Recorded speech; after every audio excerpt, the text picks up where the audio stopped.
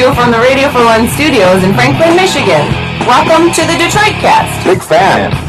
A show not just free of charge, but free of FCC regulations. Thank you for your support of the Detroit Cast. There it is. And without further delay, it's showtime. Please welcome the Detroit Cast. Here are your hosts, Mike and Jay.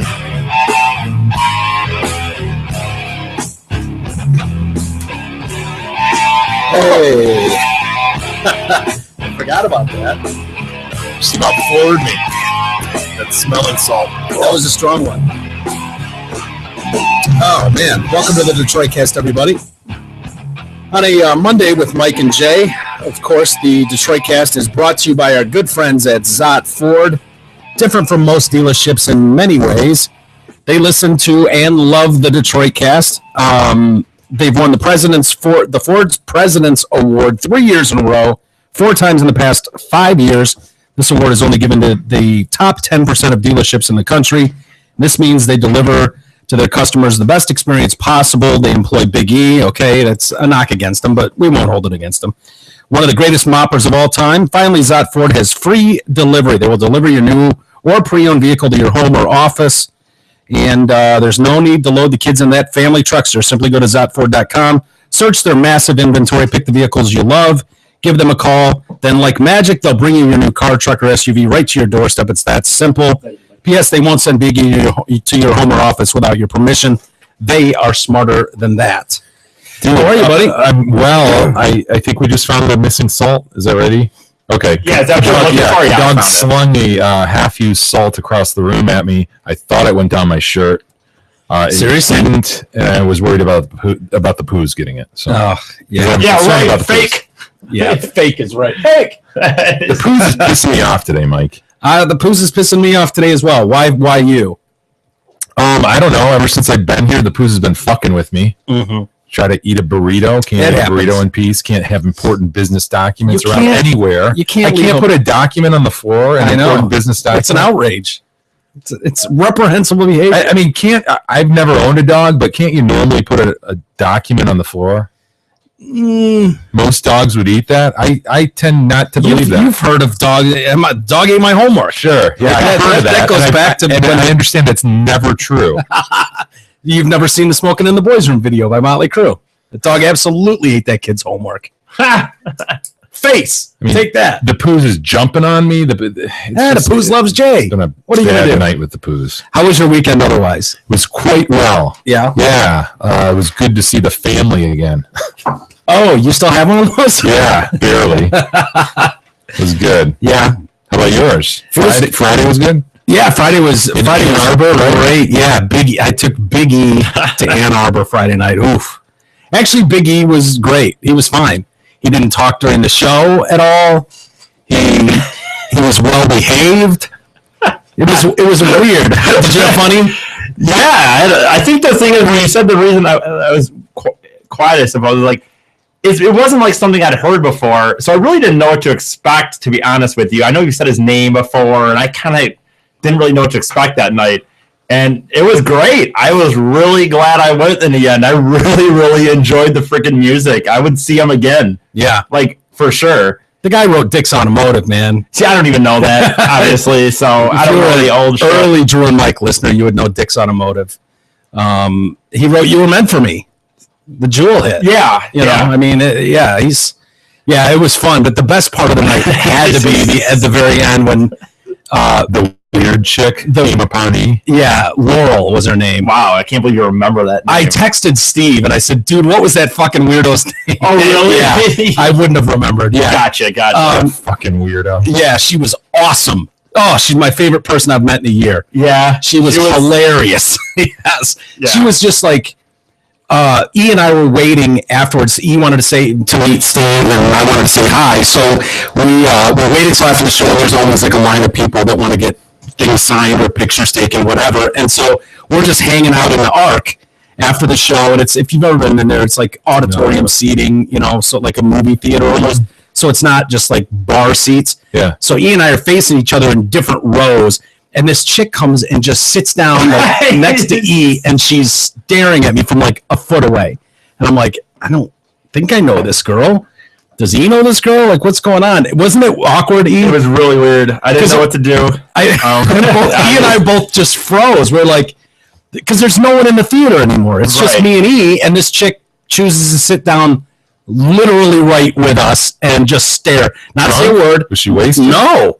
I asked him if I thought she was. I didn't think she was drunk. I asked him if he thought she was on something, and he didn't think so. So Maybe. I mean, you could be high and not. Right. There'd be no way to know. But she didn't seem fucked up. I think she was just.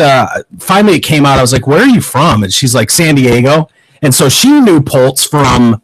She used to run the Java Joe place where he started, like years and years and years ago. And she asked, didn't she ask me like how long, if I'd ever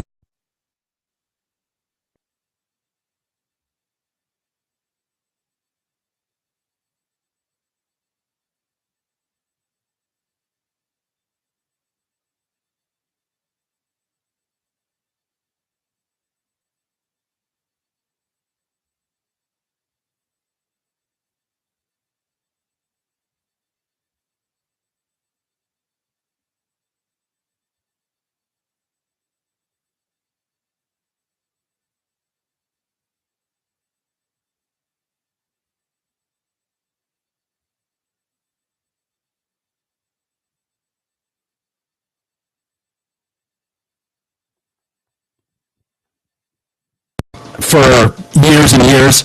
And I said, yeah, I've seen him for 15 years or so. And she leaps up and grabs me by the Oh, yeah, I sweatshirt. forgot She's about like, that. shut up. And she just starts shaking me violently. yeah, I forgot about that. And That would be so annoying. it was weird. And then, so I'm like, this is my autistic friend, Big E here. I said, this is Eric, but he doesn't like to be touched. You know, it's just kind of his thing. I don't know why that came up, but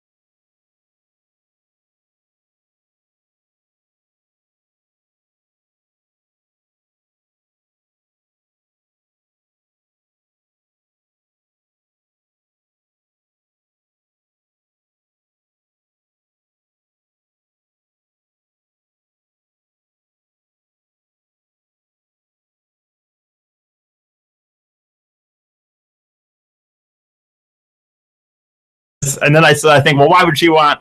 It's gonna be weird because she. Yeah, that's part of the game. I think at some that. point people know they're hitting on each other, and you just go with it. I understand that, Okay. but I can't. Have you ever had a girl hit on you that you've responded to? Have you ever had a girl hit on you? I don't know. All right, what do you do when a dude hits on you? I think. Yeah. Shut up. I think I probably have had a few, maybe not many though, for sure. Are you more comfortable with and I'm not being a smart ass. Are you more comfortable with compliments from guys than girls? I don't know. I like it when I don't mind if girls say nice things about me, but the problem is that I just don't know what to say back. Because here's the thing. I can't just take a compliment for how it is. Like, I think like if a good looking girl like that girl said it, like she was very good looking, and I would have loved to have turned around and parlayed that into some sort of, oh, thanks, blah, blah, blah, oh, you work for all that shit. But in my mind, I just have to say is, and we could figure it out really well. How would you like to grab some coffee with a Lyle Lovett lookalike after the show? I can't, and then boom, you're off having coffee. I'm on my way. She's her problem now. I know. I can't do that because in my mind it seems so corny and so ridiculous, and I always so this is going nowhere then. Balls in your court isn't corny. What do you It's go time. Fuck you. No, this whole you and chicks is going nowhere then. Okay, let's just be done with it and focus on the dudes. No, let's not be focusing. You're more comfortable having a dude compliment you and hit on you than a girl. Well, it's not the same thing, dude. It's not the same thing. I agree, it's not. It's starkly different. No, you know you fucking idiot. It's not because the fact that I'm more want a guy to compliment. The reason is because I have no interest in men. So when a guy compliments me, there's no weirdness to it because I don't care. I just say, "Oh, thanks, bro." That's cool. Yeah. Or if it's like, oh, that's a sweet Piston hat. That's actually a well thought out statement because you're right. A girl does it every time, and the problem is, Jay, I don't have any game, and I don't have any ability to understand. No, fuck you in that bell. I don't have any ability to know if a girl's quote unquote hitting on me. So in my mind, any girl that says something nice to me, I think like, oh damn, I should. But then it's like it becomes what do you have to lose, you fuckface? That's not. What do you have to lose? What? It's been nice. Stop screaming your head off. Calm down. You've gone your whole goddamn life with this. You're talking about nailing chicks in 6th grade. I didn't do that. Okay.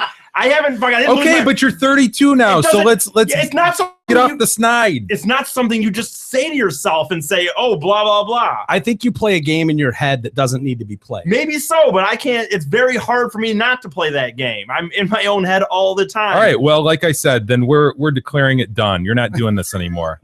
You're done trying to get chicks. Move on to dudes because you're not moving on to dudes. That's not happening. You're not open to this. You're right. I'm not because I'm not gay. It's a big waste of time. You're not open to the chick thing. That's not true. I'm open. A 9 apparently comes up, compliments you, and you don't even do anything. Yeah, she was tall, she was beautiful, and Eden, I think I even said something to you at the time, like, dude, can go back to buying deuces. Is that what it's gonna be? Maybe. I don't care. I really think we need to start hooking up. No, we don't need to do that because I don't want to talk about it, and I don't want to. We don't have to talk about it, like break it all down. But if we could line you up with a couple chicks where it's like you don't have to do the legwork of going out and balls in your court to some weirdo at 2 a.m, where we can kind of set it up on our own and just go, okay, here's a guy. He's kind of weird. Would you be interested in grabbing some coffee or drinks with him? I don't know. I don't. You know what? I don't. You're even turning down those chicks. What's the matter with you? No, I wouldn't turn that down, I guess. But I don't. I'd feel then it's like, my God, I had to have someone do this for me. How you don't want them to do it on their own, and you don't want somebody else to help you. What do you want, man? I don't know. You know how many guys there are that get hooked up with someone through a friend? That happens every day, a million times over. Yeah, I get it. This is all. I don't know. It would be something if it was a friend outside of this, it'd be a little more different probably. If someone I knew that I talked to like I was on a Saturday night. But through us, you don't have to be, you can totally be yourself. Chicks would know what they're getting into. Anybody that's listening to this show.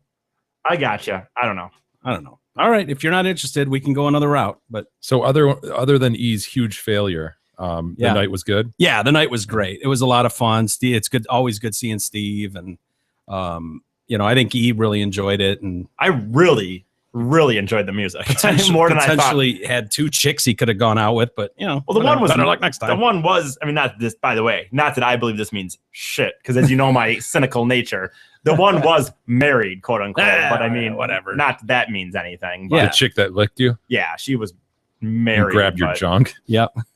Nice. Yeah. She was awesome. I'm telling you. All right. Anyway, dare I say a big show today coming off the weekend. We got a lot to get to. We got some rarities to get to, including the double eagle coin, Mm-hmm. the Titanic, Hinckley Jr. All remember that name, right? Absolutely. President Reagan. Yeah, absolutely. Yep. Your And favorite baby to draw. yes. And Jodie Foster. Yeah. Was that was What that a whole strange love triangle. Jon Stewart making some comments about why he really left the Daily Show, and I don't honestly, blame him. I can totally relate. Yeah. I can totally relate with those comments. We got some marathon fraud, the Boston Marathon. Happening today. Yeah, Monday. Yep. Sexclamations, things that guys have said to women in the bedroom. I don't know if anyone wants to admit to weird shit they've said in the bedroom, but You haven't read this, so I'll admit to it if I said it. We'll go Yeah. through the list. I'm sure I've said some of it. Well, maybe not those words, but we'll get into that. We got a JIT on Twitter and Facebook that's causing some outrage. Cops showing amazing restraint, but the FBI, boy, this story is just breaking now, and I will not pretend to be an expert when it comes down to this stuff, but To hair evidence, I thought that was kind of right in your It, wheelhouse. it used to be, but I've been out of the hair analysis business for quite a few years. So yeah, the follicle analysis. yeah, the micro analysis that they do of hair follicles. I fancy myself quite the expert, 5-6 years ago. Today, not so much. They've So, made great strides. So yeah. Well, the FBI is, through the Justice Department, have formally acknowledged that nearly every examiner in an elite FBI forensic unit gave flawed testimony in almost all trials in which they offered evidence against criminal defendants over more than a 2-decade span before 2000. ouch. Yeah, that sounds bad, very bad. Of 28 examiners with the FBI's lab's microscopic hair comparison unit, 26 overstated forensic matches in ways that favored prosecutors in more than 95% of the trials reviewed so far. Now they're not saying there was some kind of conspiracy among them to take down defendants, but rather it was some flawed science that they were using. Yes, but wouldn't flawed science go both ways? Well, not if they think they're following good science. Right, but why would it always favor one side? Oh, I see what you're saying. Like defense, No, you would think that it must be that it gave too many false positives, right? I guess you would think that if it was, well, I don't know. I don't know. This is where my memory fails me on my old expertise. But yeah, when you hear that they always favored the prosecution, I don't know why that would be. Some part of the analysis must have been giving false positives. So when they say all these people were testifying for the prosecution and giving testimony that disfavored the defendant, I don't think they're saying that there was like some conspiracy, nefarious thing that they were trying to do to take down defendants, but they just weren't not being careful with the science, or they were relying on something that was given false positive. Yeah, I think you're right. The cases include those of 32 defendants sentenced to death. Well, Of those, it doesn't mean 14 that doesn't mean that they're not they were guilty, innocent. though. Right, you're absolutely right. It does not mean it, but of those 32 sentenced to death, 14 have already been executed Well, or died in prison. So Well, no sense looking at those cases, right? yeah, Ian? no, Can't change what's already happened, right? Right, can't change the past. Sweeperoo on a federal level, sweeperoo, just under the rug with those ones. Just sweep those things off the table and look at the few you can do. got to break a few eggs, right? That's right. Make that omelet. Some population control, right? No sense rehashing the past, right? It's just gonna Digging up old wounds. right. Digging up old wounds is gonna be rubbing salt on the wound. Time heals all wounds, right? I'm sure if they weren't guilty of that, they did something else bad. Exactly. As if these Nobody's were just perfect, right? Yeah, they didn't put some nuns on death row, did they? Um, From the nunnery. They say that defendants and federal and state prosecutors in 46 states and the District of Columbia. God, those are dead. You know, what if those people really, here we are just willy-nilly saying, sweeperoo to these people who were killed. They didn't do anything and they're dead. I mean, if you're on death row, they at least think you did something No, horrific. yeah. So that's close enough. I mean, really, are they really relying only on a hair? I mean, let's be honest. There had to be more, right? No, It seems like back in the day, eyewitness testimony. They'd go on that. Eyewitness testimony, which we now know is almost like it's so flawed. So there are these federal and state prosecutors are being notified to determine whether there are grounds for appeals. Imagine the appeals alone could be in the thousands. The admissions mark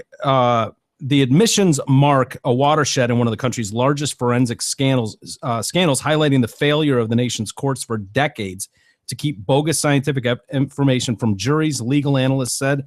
The question now is how state authorities and the courts will respond to findings that confirm long suspected problems with subjective pattern-based forensic techniques like hair and bite mark comparisons that have contributed to wrongful convictions in more than a quarter of 329 DNA exoneration cases since 89. So it was subjective pattern based. So they must have been taught to follow some certain pattern, or they all agreed that, hey, this sort of pattern leads to this. I think what it was these patterns were in the early days of DNA. Remember when the OJ trial was going on? DNA was just coming out, and it confused that jury. That was half the problem when they said there is a 1 in a billion chance that it was someone other than OJ Simpson that committed these crimes based on blood splatter in the truck at the residence. OJ's got all 3 members' blood on his clothes at the house. Like I think they said it was like a 1 in a billion chance that it was someone on this planet other than OJ Simpson. But it confused all the science and the numbers confused the juries, and they just threw it all out. Well, that technology's got convinced them it could have been planted. That was the that's bastards. True. Which was hilarious. But in this case, I think the hair analysis stuff is pre-DNA and is coming out that maybe there are more similarities in hair than they thought. It's not as exact as DNA. Yeah, it wasn't like excluding as much of the population as they thought. So there, from what I understand, your hair could be at the scene, and if they're looking at me and then they're trying to compare and they're doing this microscopic detail of someone's hair, they might find similarities in mine and your hair, and they go, oh yeah, it's a match. Right. And it's like, well, it could be a match for a fucking lot of people. Yeah. It turns out, which is scary. Could you imagine if you were one of these a guy where the hair came into play? If you were sitting in prison, you're like, oh, yeah, the hair. I knew it wasn't my hair. Get out of jail free card, man. Literally. Well, what do you do in that case? I mean, isn't the saying in a court always, I'd rather let 100 guilty men go free than one innocent man be blah, blah, blah. Don't they always say that? Yeah. They read you all these Do they mean that, or they just say that? Well, I don't know, man. I mean, it depends on what other evidence there was, right? Don't you think this in just each case? Kind of like we talk with the cop shootings, or anytime you see some activity that doesn't look above board, it throws into question the whole system, and it gives people that opportunity to go, oh, see, this is what we're talking about. The whole system's fucked. They're all liars and full of shit. It feeds the flames. It does, and your worry is something like a story like this, where the FBI came out and admitted this. And they've been working with the Justice Department and the what's that group that goes around, those lawyers that work pro bono to the Justice League or some shit. The Justice League. Superman, Batman, Aquaman.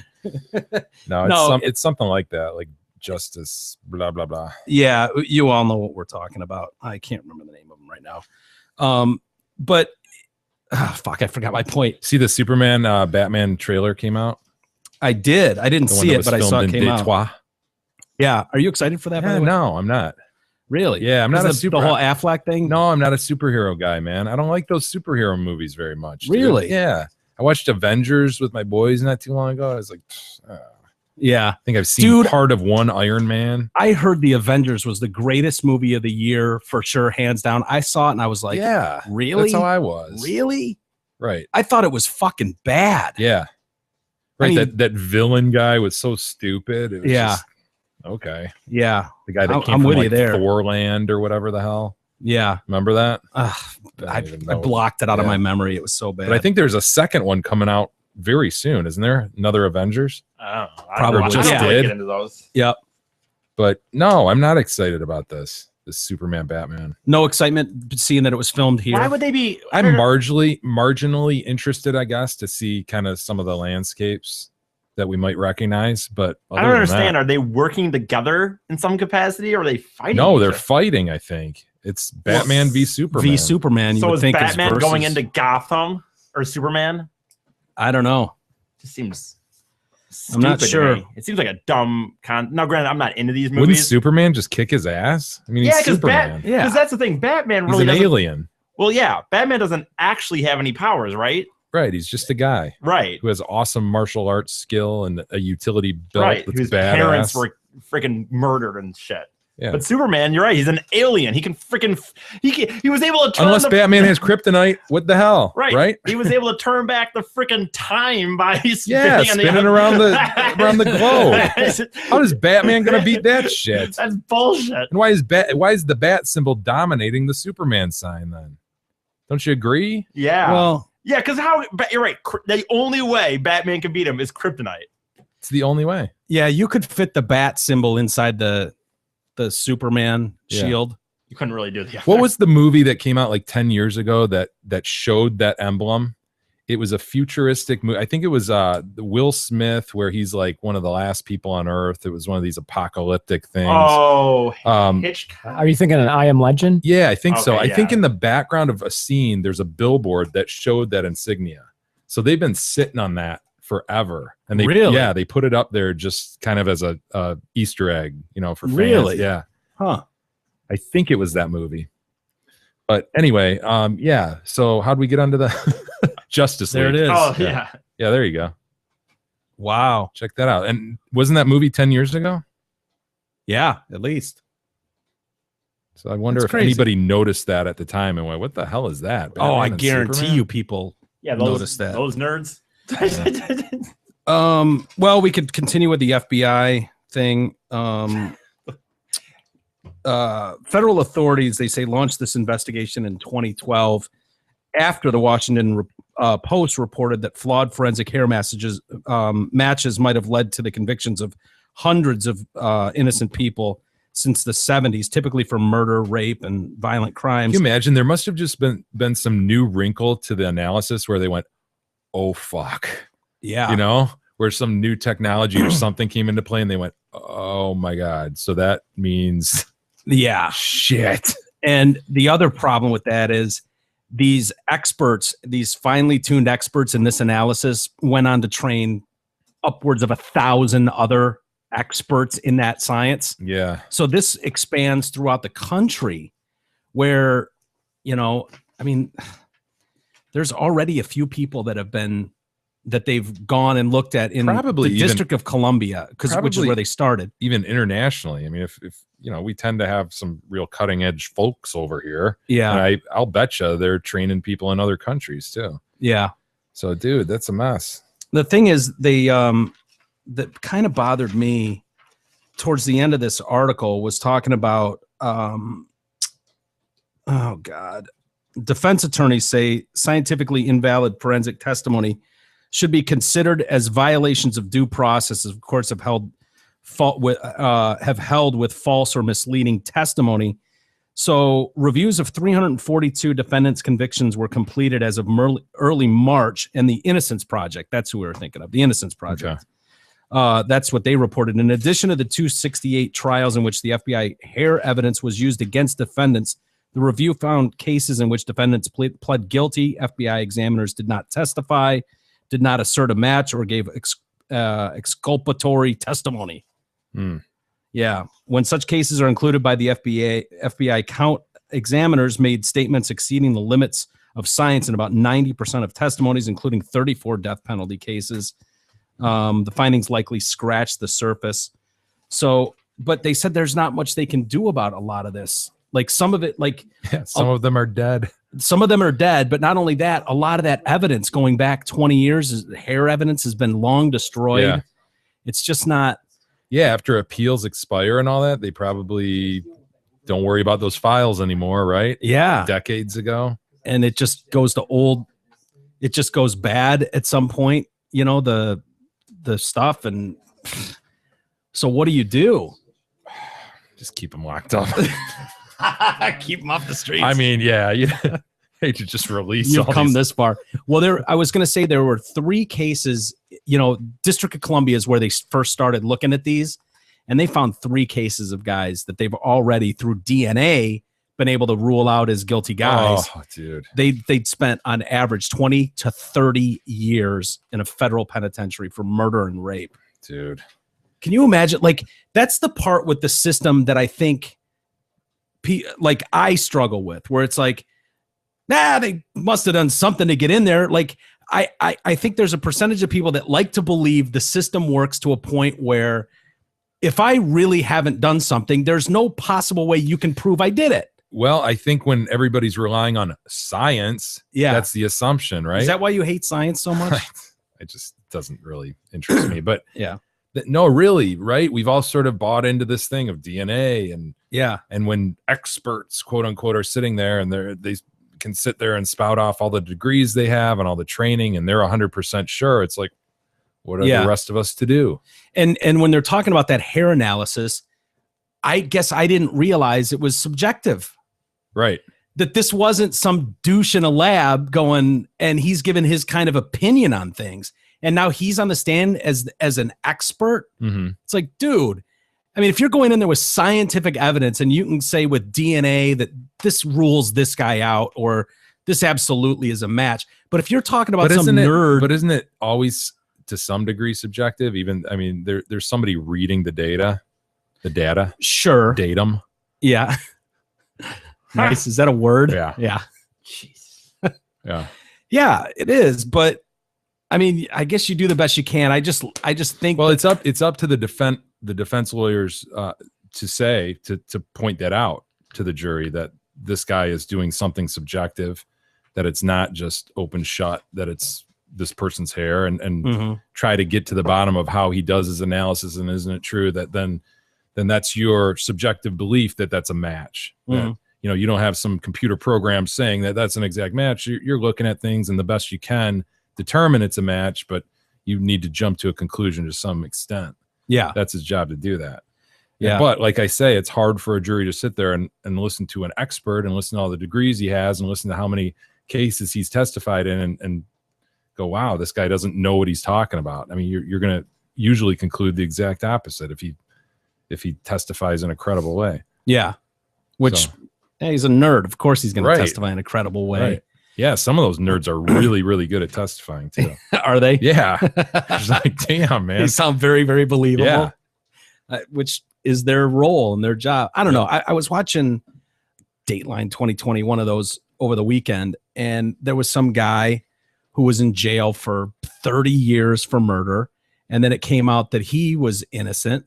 And the lawyer that put him away and fought tooth and nail to keep him in prison, like, came over to this guy's house and was just, I wanted to apologize for my behavior.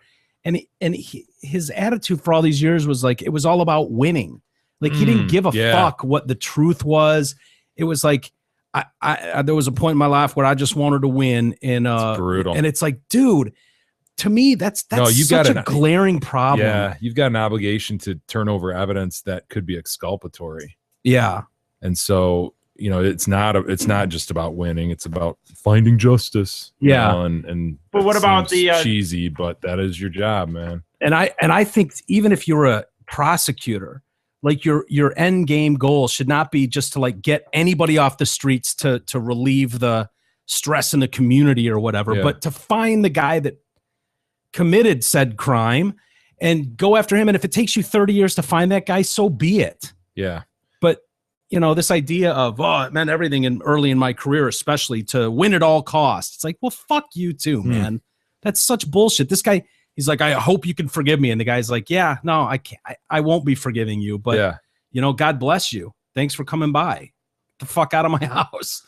No, I don't think blame him for that. Well, I think prosecutors ought to fight hard for their side, but again, you can't ignore Yeah. exculpatory evidence and just plow forward with blinders Mhm. and have a rush to But what are they judgment, as that phrase came from the OJ trial. Well, you said they should turn stuff in, but Rush it's to like blame. I've also heard you like Rush to judgment. what are they supposed to do though? Like they're supposed to defend their client, but if they find something flat out that just shows they did it, what are they supposed to go to the judge and say, yeah? No, I'm talking about the prosecutor has an obligation to turn over stuff Yeah. that points Yeah. to the defendant not being guilty. Oh, So- okay, I gotcha. Yeah. So you can't just hide shit and go, well, this piece of the case points to him as guilty, but this doesn't. And so I'm going to bury that doesn't. Yeah. It's got to be turned over. Which I wonder how often that is. Well, there's a lot.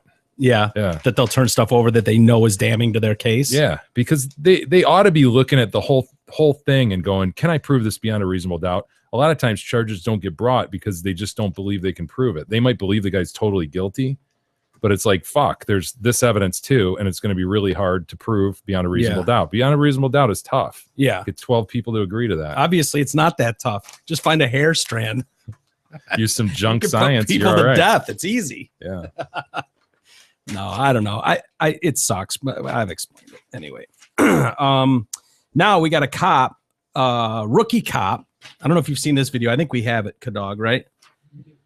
An Ohio police officer has been praised for not firing his weapon at an armed double murder suspect as he charged him during a terrifying incident caught on body cam. Former Marine Jesse Kidder is the cop's name. He was in a patrol car chasing Michael Wilcox, who allegedly gunned down his fiance and his best friend. Nice guy. The 27-year-old accused killer then started sprinting towards Kidder, asking him to shoot him. I think we have the video. Let's check it out. Get your hands up! Get your hands up right now! Stop! Stop right there! I don't want to shoot you, man. I don't want to shoot you. I don't Hey, wanna Robert, shoot step you. it up! Don't do it, man. Shoot you. Shoot you. No, you won't. No, you won't, mother. Back! Get back! Get your hands out of your pocket! Shoot me! Get your hands out of your pocket now! No, man. I'm not gonna do it. Shoot me! Shoot me! Shoot me! Step it up now! Do that! It's coming right at him. It's bum rushing the cops. Cop falls down. Back up! Get down on the ground! Wow, man. That was a lot of restraint. Yeah. But I thought all cops were murderers and wanted to kill people. Right. Why didn't he just shoot him? Dude, That's an iffy. I don't know why he shouldn't have. I think To me, he I'm- absolutely fucking should have shot that Not dude. because No he's- shit. He's got his hand in his pocket. He had every right to. Yeah. No, I'm saying though. I don't know how anybody could look at that and say he doesn't have the right to. It was very. I mean, there Well, was he a had- lot of threat there. He What was would he have done threatening if to the guy- shoot him. Right. They think he's armed. They think he's already committed double murder. So what does he do if the other guy? So if that guy shoots him, then it's like, what did he get out of it? Well, here's the problem. What do He's you mean? thinking What did about he get at? What? I'm saying I don't know. The idea that he's being praised for not shooting him is bullshit to me. Yeah. Why? Because he should have shot him. Because Yeah. you know what? Because what if he had shot you?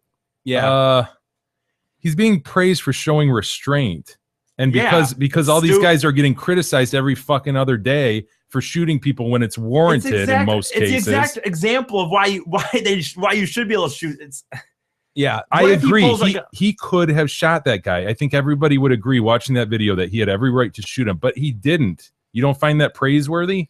And it worked out this time. got lucky. He got lucky is what the problem happened. I have is for that reason, I feel like that cop got really lucky there, and it could have turned out a lot worse. Not that it's anything to just take a life. However, this is what we talked about with the Michael Brown thing, where you don't want cops second guessing themselves for fear of, oh my God, is my small town going to blow up and all of a sudden I'm this murderer, racist asshole? Because that's what this guy was thinking about. That's what this guy is thinking about. He's thinking about Michael Brown. He's thinking like things that I don't Perp is think. white, isn't he? The perp is white. And he's white. So Yeah. why do you think he's thinking about that whole thing? Because he said so. basically. He says that this is going to be a racial issue. I'm thinking about shooting a white guy, and I'm thinking about how this could affect the town racially. Despite the tense confrontation, law enforcement officers all across the nation have to deal with split-second decisions that mean life or death. I wanted to be absolutely sure before I use deadly force. Isn't that the standard every cop should use in every instance? He also revealed that a member of his family gave him a body cam after Michael Brown was shot dead. So isn't that the standard, though? You got to be sure that this guy's going to use deadly force, or that your life is in danger, someone else's life is in danger, such that you got to do this. Yeah. So he must not have been sure. I could see that the guy, dude, he had every right. I'd have probably shot him. Oh, for sure I would. But yeah, yeah, we know Officer Walters. But I could have turned around and ran the other way. I don't necessarily look at this as a problem where you go, wow, see, here's a case of a guy second guessing and he's lucky. I think he analyzed the situation the whole time, and he chose not to. Good for him. Yeah, maybe so. I just think it's danger. Do you think 6 months ago he wouldn't have shot? No idea. It's impossible to say, but I would venture a guess and say no. That yes, he would have shot 6 months ago, and I don't necessarily know that that's a good thing. You know, maybe we'll never know. But they're, of course, praising him, the Richmond police chief. Not though. No. No. I think he's an idiot. Yeah. They said that to show him, for him to make the judgment call that he did shows great restraint and maturity, or stupidity, if some would say. I'd have to look at this closer to see if the guy ever puts his hand down towards his absolutely pen. got his hand Dude, in his it's pocket. his call, though. How can you make the call different than him? If he's saying, I didn't believe it, and that's why I held off. Okay, well, I believe that he's an idiot because it takes 1 second for that guy to pull out his gun, and then you're done. I think he knows that. He's got a gun trained on the guy. I think he understands. He's a Iraq war veteran too. Did 2 tours in Iraq. He's not the cop you want to fuck with, but yeah, I don't know, man. That's a tough one. I mean, everything about me goes, oh, you don't even leave that opportunity there. That guy is so unstable at that point. He's murdered 2 people. He's begging you to shoot him. He's telling you, if you don't shoot me, I'm going to shoot you. Now, dispatch did warn him that, hey, this could be a suicide by cop issue. You're going to come upon this guy when while he's chasing him. This guy could absolutely come at you with a suicide by cop. So he did know that was a possibility. I do think it's odd to me that cops, when you said before this idea that their only thing is shoot to kill, I think like that should not absolutely. I think that's kind of weird. I can understand like I don't think that should be a flat out just shoot to kill. Like this situation where you're just in a neighborhood. It's just one. This isn't Ferguson where there was several. There's no reason you couldn't shoot this guy in the leg. But what if he has a gun in his pocket and he pulls out and shoots you? That's inconsistent. I mean, you either believe he has deadly force and he's about to use it against you, or you don't. I mean, what? No, you I want don't the guy think why can't you shoot? Why can't you believe that he has a gun, but shooting him in the leg is probably going to put him on the ground? Is that really going to solve the problem? He falls on the ground, pulls out his gun, and shoots you. Dude, that's ridiculous. Yeah, and I agree with you on some level, E. That would be tremendously fun to start just like taking out legs and arms and stuff. That's not what it was about. Yeah, if the threat's there that you're going to use deadly force, you use deadly force. I mean, that's the whole point of it. You go to center mass. Exactly. Center mass is what you go for because it's actually kind of hard to hit an arm or a leg. Yeah. If you've ever shot a handgun, it's surprisingly hard from even 20 yards away. Yeah. To hit a target. It's very, very little room for error there. Yep. And when you're stumbling backward and all this shit, that makes you fucking sense. hit the biggest mass you can. I get it. That makes sense then, I guess. So Officer Fady's out there trying to shoot toes off and he's killing babies. That's not what I said, toes. Fuck you. I didn't say toes. You go for a shin. Take and you're that, gonna take a 5-year-old out in the park. On your knees, you son of a bitch. Well, whatever, dude. It would have been funny if this guy would have been killed because of him. That would have been funny. Yeah, it would have been funny. He wants cops dead. That's what he wants. It would have been funny if he would He's have been against killed. cops. Yeah. He's for perpetrators. He's an idiot, and he's lucky he's not dead. I kind of agree with E on that one. Hey, But- he respects life, and you know what? This is a damn good commercial for cops. Okay, That part fact is true, but I mean, obviously, you want the state to pick up the tab on this guy's life, so we can do that too. It only costs $1 million a year to house that son of a bitch. Ha! Boom, done, over. Oh, no more tab. Oh, he's gone. It's too bad. Sort it out later. Break a few eggs, right, Jay? Yeah. No, Hey, it's- if there's such a chance for rehabilitation, like Hinckley. We're going to learn about in a few. Yeah, you know, I mean, this guy could go to jail. He could learn. He could rehabilitate. The problem come with out that, a better man, right? The problem with that story is people are going to twist that good news, feel good story right there and go, see how they treat a white perp? They show all the restraint in the world when it's a white guy, but if that was a black guy, they would have mowed him down in a second. You know, that's the spin that'll be put on that story. What was he getting? So that white guy should have taken one for the team and gone down. That's a good point. Should have just taken him. We need more white perps going down to lethal force. That's the only thing that, that levels the playing field. Out. Yeah, that's a good point. We need some equal rights in the murder.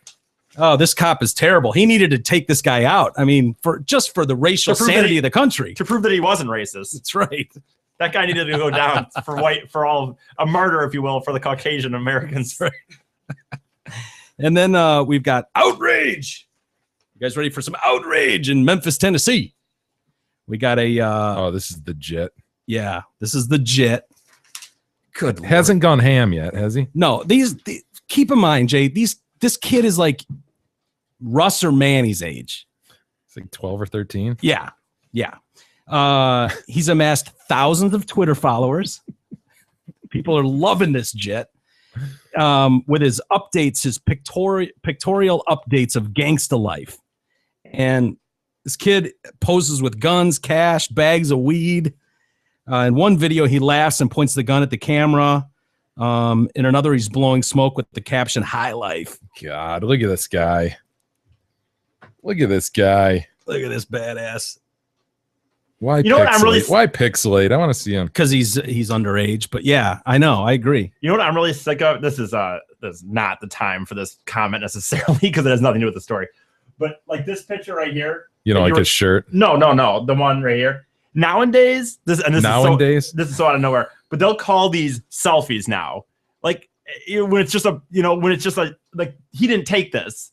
You know what I mean? When it's a picture just of yourself, like that, like if I just took one of Mike right now sitting there, that's like, oh, look at Mike in this a selfie. Any singular figure in a photograph is not a selfie. A selfie is supposed to be. Yeah, I know. You're taking it of yourself. It just pisses. I know it's a small thing, but it pisses me off. Tweets also include the phrases, "I need a bad bitch," "fuck the police," hell yeah, and "gang shit," N-word. The child's tweets have prompted backlash and outrage from Twitter users and members of the community. One woman, I'm sure a white woman, tweeted, "You need help. I feel so bad for you. Your parents should be ashamed. Please get help in an education." Yeah. I'm adorable white lady. Right. Another one from the Bible Belt. She's going to fix all the gang. "You poor baby. Just stop it and go to school." Come on. Come on, you moron. Why even bother sending that? Oh, Jesus. Hitting back at critics, the boy tweeted out on Friday, "Wish some people would mind their own business. It's stressing my mama out." That's stressing your mama out? Some lady telling you, hey, maybe you should go. Maybe all these people up in his business. He doesn't mind tweeting out pictures of him with guns and shit, but someone kind of says, hey, maybe you should, stressing my mama out. That's stressing his mama. What about pictures of him with guns and drugs? He actually spelled it mind day business, D-E-Y. Mind day business. Let me ask you a question. It's stressing my mama out. Stressing his mama Look at out. that son of a bitch smoking blunts. This isn't stressing her out, but people getting back at him just trying to help and say, hey, man, maybe you should think about some of this stuff. What's this kid's Twitter handle, man? I don't know. What is Do you know, Kadog? Can you figure it out? They won't give it out on the news outlets. Damn it. He adds his sister's been locked up for 2 years, and his critics don't know half of what we've been through. End of 2014 and beginning of 2015. Some bullshit hair analysis. That's right. Look at that son of a bitch. God, man. Yeah, I literally like Ross. Yeah. This is Ross. Yeah. You laugh at the pictures he'll like send some stupid goofball selfie on Instagram. Or Snapchat to some chick. It's like him and one of our cats, right? Yeah. And this guy. God, it could be a lot worse, couldn't it? He's amassed thousands of Twitter followers. I think we need to start doing this, dude. Cash and guns and shit. Like, I'm thinking about following him. Yeah, I'd follow it too. Why is that? Why? Because I'm kind of interested in following him now too. Because this shit's gonna go ham. It's just a matter of time. Yeah. I want updates. the idea of getting updates on what a 13-year-old's thinking. I mean, that's like following Russ around and just like, yeah, tell me more. 13-year-old's thug life. Ugh. But the glorification of it is what's so bad. You know what I mean? Like, no, he's just mimicking a million other selfies that he's seen. This is nothing original. But do you think that shuts off at some point, or is this just a precursor to what's to come? Precursor. Yeah. I mean, this dude's deep. Like, I don't know what you do about that, but you would think there'd be a knock on the door from Child Protective Services or something going, having your fucking 13-year-old smoking. And that might be why his mama's so stressed out. Mm-hmm. No, it's the haters, Jay. It's the haters that are stressing his mom out. Mind their own business. Not the actions. Stressing my mama out. I see it. That's great. Anyway, why don't we take a quick time out and we'll come back and we'll mention what's up with John Hinckley Jr., I believe. And also, how'd you like to be John Hinckley Sr.? Yeah. Walking around with that name. I wouldn't mind. Wasn't he an oil guy? Oh, he was? I think so. That. Yeah. I think he was loaded. I was just thinking of the name. Yeah. Yeah. Oh, you're John Hinckley. Yeah, it's the yeah. That's my kid. My son. Yeah. Ugh, that'd be even worse. You love Jodie Foster. What can you do? Yeah. Who couldn't see that coming?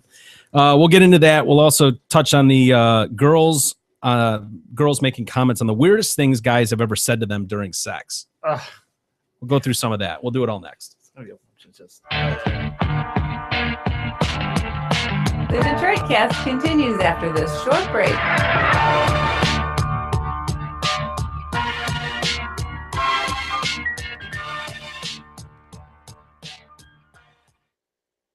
Hey there, Detroit Cast listeners. It's Steve Gabarra, the general manager at Zott Ford in Holly.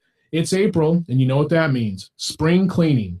We have too many F-150s, and they got to go.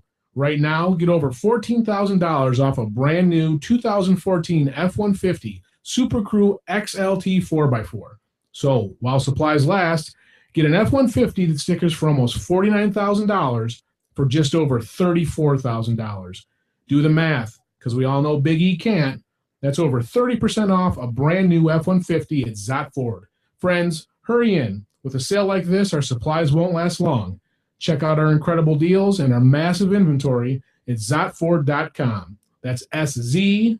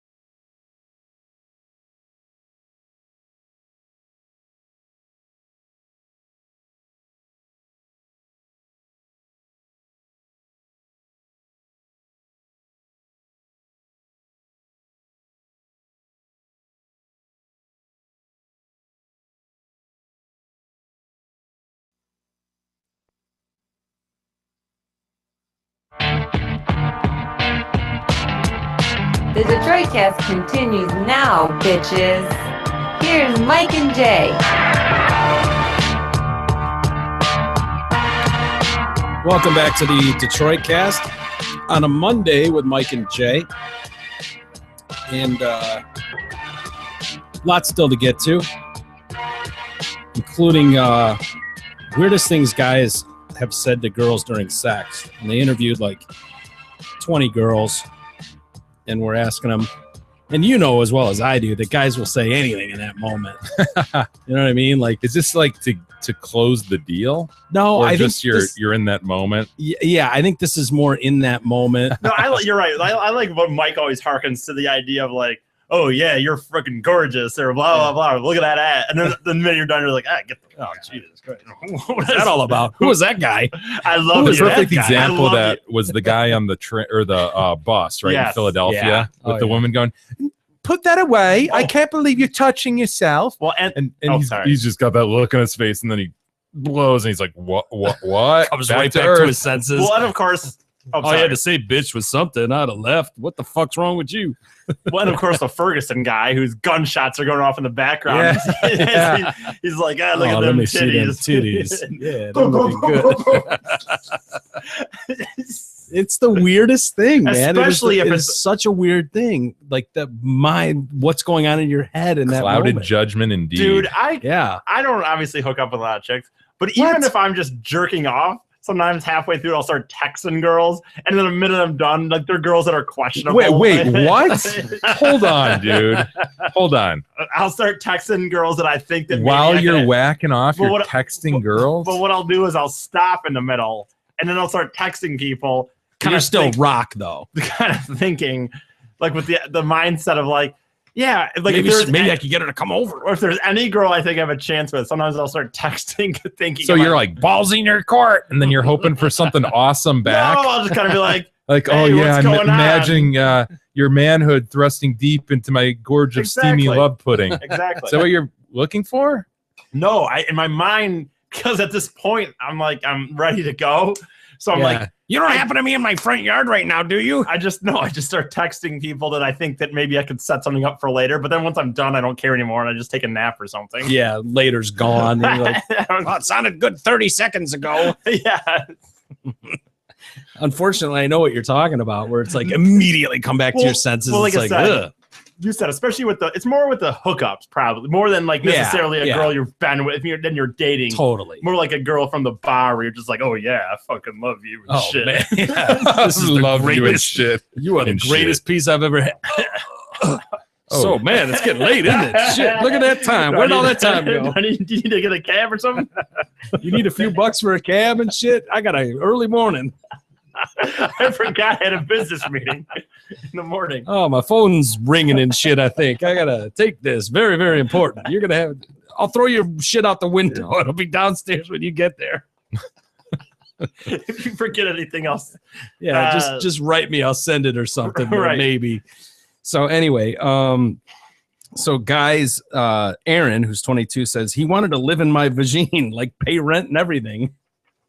What? Damn, baby, I want to live in this vagine. It feels so good. I'd pay rent and everything.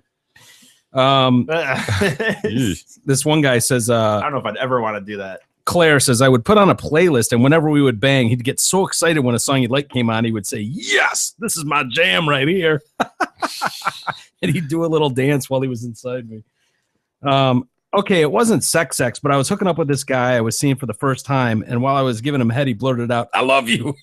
Oh, God. I looked up at him, and his face was pure shock. I just kept going, and we pretended it didn't happen. Now, yeah, that's exactly your example. Can't that be a figure of speech, though? Like, oh, I love you. Yeah, totally. But it doesn't sound you like that's sort of, let's just sort of laugh that off, right? Like, yeah. Holy shit. That Wow, seems like do a I bright love you. line we could put in the sand right Yeah, there. Like, you know, if we probably shouldn't say that. Or we could just say, like, I love in this that. moment, if something like I love you was blurted out, we all know what it is. Women, men, it's just I love what's happening right now. Yeah. It's nothing more than that. I met you 2 hours ago at 2 a.m. at closing time, and here we are now. I don't really love you. I met you during go time. I put the ball in your court. You accepted. Here we are. Right. I'm saying anything now. Well, dude, never mind. So this chick, Tara, says we were doing it, and he was about to finish, so we stopped, and I went down on him, and he was like, "Yeah, you like the taste of your vagine," which was weird of him to say because he hadn't gone down on me at all. How would he know? But Stella doesn't seem that weird to me. I mean, if she's gonna do that, I think she has to be ready to accept a comment like that. Right. He was. It seems like a less than classy thing to say at that moment. It does, but would she say it's their first time together? Didn't she intro? Yeah. So most of these are just first time. Okay. Well, I mean, it's not like the classiest thing. You just met him and you're. Sounds like a gamer. We don't want to discourage this behavior. I got to be honest. It just doesn't sound. I mean, I get it, but it's not the weirdest thing to me. But to say to a girl, "Yeah, you like the taste of your own pussy, don't you?" As you stick your dick in her mouth, it seems like kind of a shot. So just happened. I always think that's kind of funny to me. He's just narrating. Right? I don't have a problem with the narration. What happened? I mean, she's doing play by play. She's sucking on something that was just in her own pussy, like. Her own pussy. What was that? I don't know. Her own pussy. I was just laughing as I was talking. This girl, Grace, who's 20 years old, says, "I have no idea why guys insist on telling me to choke on their dick." What kind of guy are you seeing that there's more than one? You're right. A common comment you hear. That's a choke on my dick. Just part of the vernacular today. That's a funny point. You're right. If she said it like I had a guy to tell me that, but I don't know what to do with guys. Also, by the way, it makes me. Am I right, ladies? Right. We all get this. It also makes me to believe that Grace is having a lot of one-on-one time. A lot of fellatio. Yeah. To the point where she's. What's up with all these guys? Like maybe she does indeed enjoy choking on dicks. Right. That's I don't know. Guys are just pointing it out. Right. Sounds like she does to me. This guy was so persistent about wanting me. It was almost annoying. But one night I was horny. I thought, why not? So I invited him over. We got naked. Jesus Christ. What a whore. Like this guy just kept wanting me. And I said, no. But one night I was horny. And so chicks are turning into guys. That's what's going on here. Right. We're seeing more and more examples every day of chicks just turning into guys. That's a dangerous thing. Which I like it, but if you think about it, it's a dangerous thing. It's very dangerous. Because if we were just able to have, if girls became as horny as like guys and it just put out all the time, it could, I don't know, to be a dangerous. Well, it sounds great on paper. Right. It really does sound like a great. I mean, what guy wouldn't dream of that? When we were in high school, we would have killed to have chicks that were like guys. Well, you have to have something that would all willy-nilly put out and stuff. But you almost need. You need to as be able dumb as that sounds coming from me. You almost need someone putting up a block here and there just to prevent the spread of disease. So shit can get done. That's my point. I used to tell my friends, like, if you were able to walk around the mall, and just say like any girl you wanted to, you could just boom. If you wanted to, you could have sex with them. They couldn't say no. It's just this thing. Then it's like, what would be the motivation to do anything? Like, that's the motivation for everything. Yeah. To well, me, we've talked about it before. If you walked into a bar and just went, "Who wants it?" and just pointed at your shit. And if there were a handful of chicks that would take you up on that, but any girl could walk into they could walk into a church and just go, "Who wants this?" There's Somebody's a good chance gonna do it. 50 guys would be like, it's not ideal, but yeah, I mean, if you're just throwing it away, I'll take it. Well, again, I know I've referenced this thing before on here when we talked about something like this, but I saw that where a girl they did this thing where a guy went up to 100 girls, hey, we want to have sex right now, and it was like none said yes, and the girl did it to the guys, and it was like 90%, 80 to 90% said yes, and even some of them you could see them with their girlfriend and kind of like, well, honey, I'm with a girlfriend right now, but if I can get your number. It's like, you caught me at a bad time, but you don't know what you got going on later this evening. You could see them almost being like, which one's better? Which one's better? I got a girlfriend, so they didn't say no. They just said, well, I got a girlfriend. Yeah, girls would slap you in the face if they were with their boyfriend, even if they didn't mean it. They'd be like, get out of here, you asshole. Right. Guys would be like, really put me in a pickle here. Gotta be honest with you. I got a real cop standing next to me here. Not much I can do to act on this. Wish you would have caught me an hour ago. Right. But that was the point though, and but just to your point of the bar and stuff. So this guy, let's see, Olivia says, what he said wasn't weird, but the situation was we were having sex and he stopped without a word. I thought something was wrong, but he changed the playlist. He got back in bed and said, sorry about that. Then he got back inside me. Much better. Oh, jeez. So he was bummed about the music selection. That can be a bummer, though. Really? Oh, yeah. Well, what if some sappy love song were to come on? Maybe, I don't know, if you're maybe go more, you know what I mean? Slow song. I think that could be a bummer. Maybe not. There's a Blink 182 song for everything. Yeah, right? no, I mean, I can't think of a song in particular, but small things. I would have no problem having sex to any Blink 182 song. Really? Adam's song? Sure. that about suicide and shit. Yeah, but it's Blink. It's got Tom and them whining, so it's not fine. A guy asked me something while I was going down on him. How did you get so good at sucking dick? Totally see a guy saying that. You know, I gotta be honest. Do you want to know the answer to that? I thought it was rhetorical, so I kept going. A few seconds later, he tapped me on the head. Like, and asked, no, really? Did you hear me? How did you get so good? I thought it was rhetorical. I would assume it would be. This dude really wanted to know. He seriously stopped me for that, so I stopped altogether and went home. Ooh, he talked himself out of a wow, finishing what a job. What a fool! moron! Why are you? She's. I could see you doing that. No, I gotta be no. honest with you. I could see you stumbling into it. Oh, really? I'm asking you a question. I mean, seriously, this is like the best I've ever had. How did you get so good at it? No, lady, listen. Sir. No, you don't want to Sir, know. excuse me. Ma'am. Lady, not sir.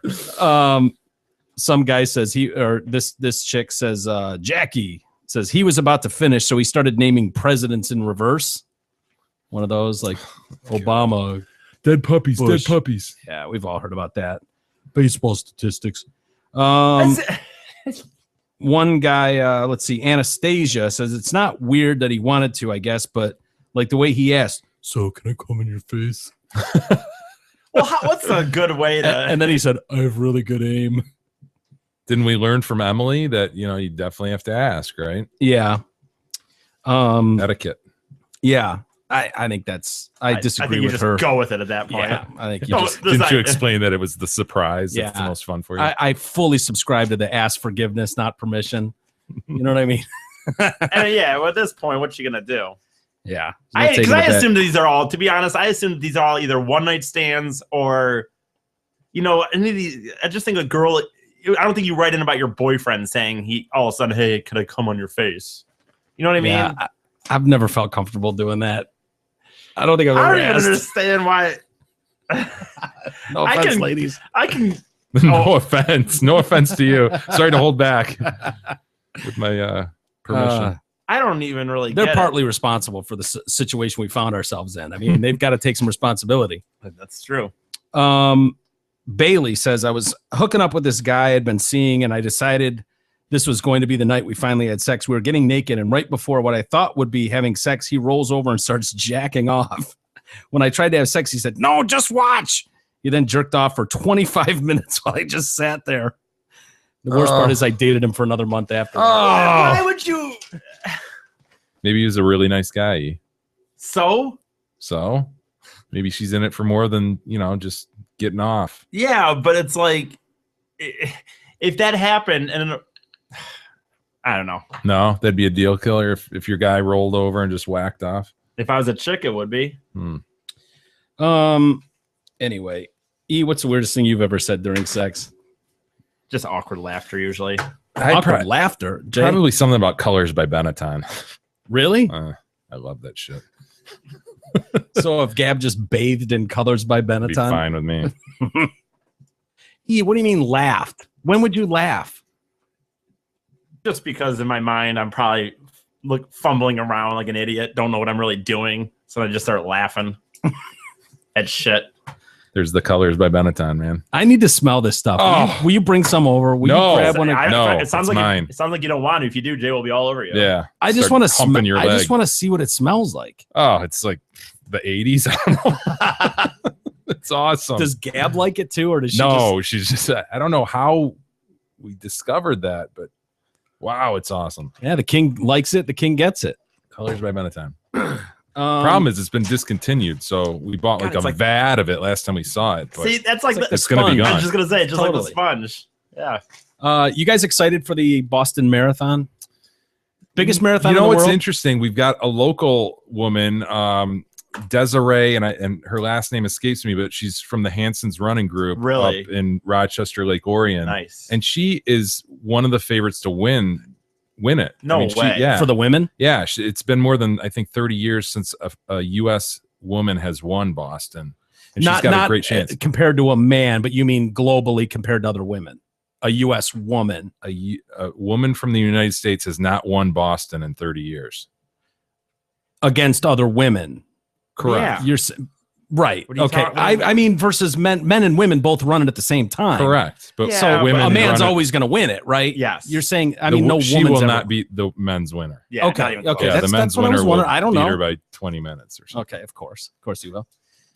You know But what's funny she's is awesome. yeah. She was injured during the Olympics. She had a real good shot going into the Olympics to win gold, and then she got hurt. And so she's back, and she's one of the favorites. So it'll be cool to see if a local girl can do it. I wonder if anyone of our listening audience knows her.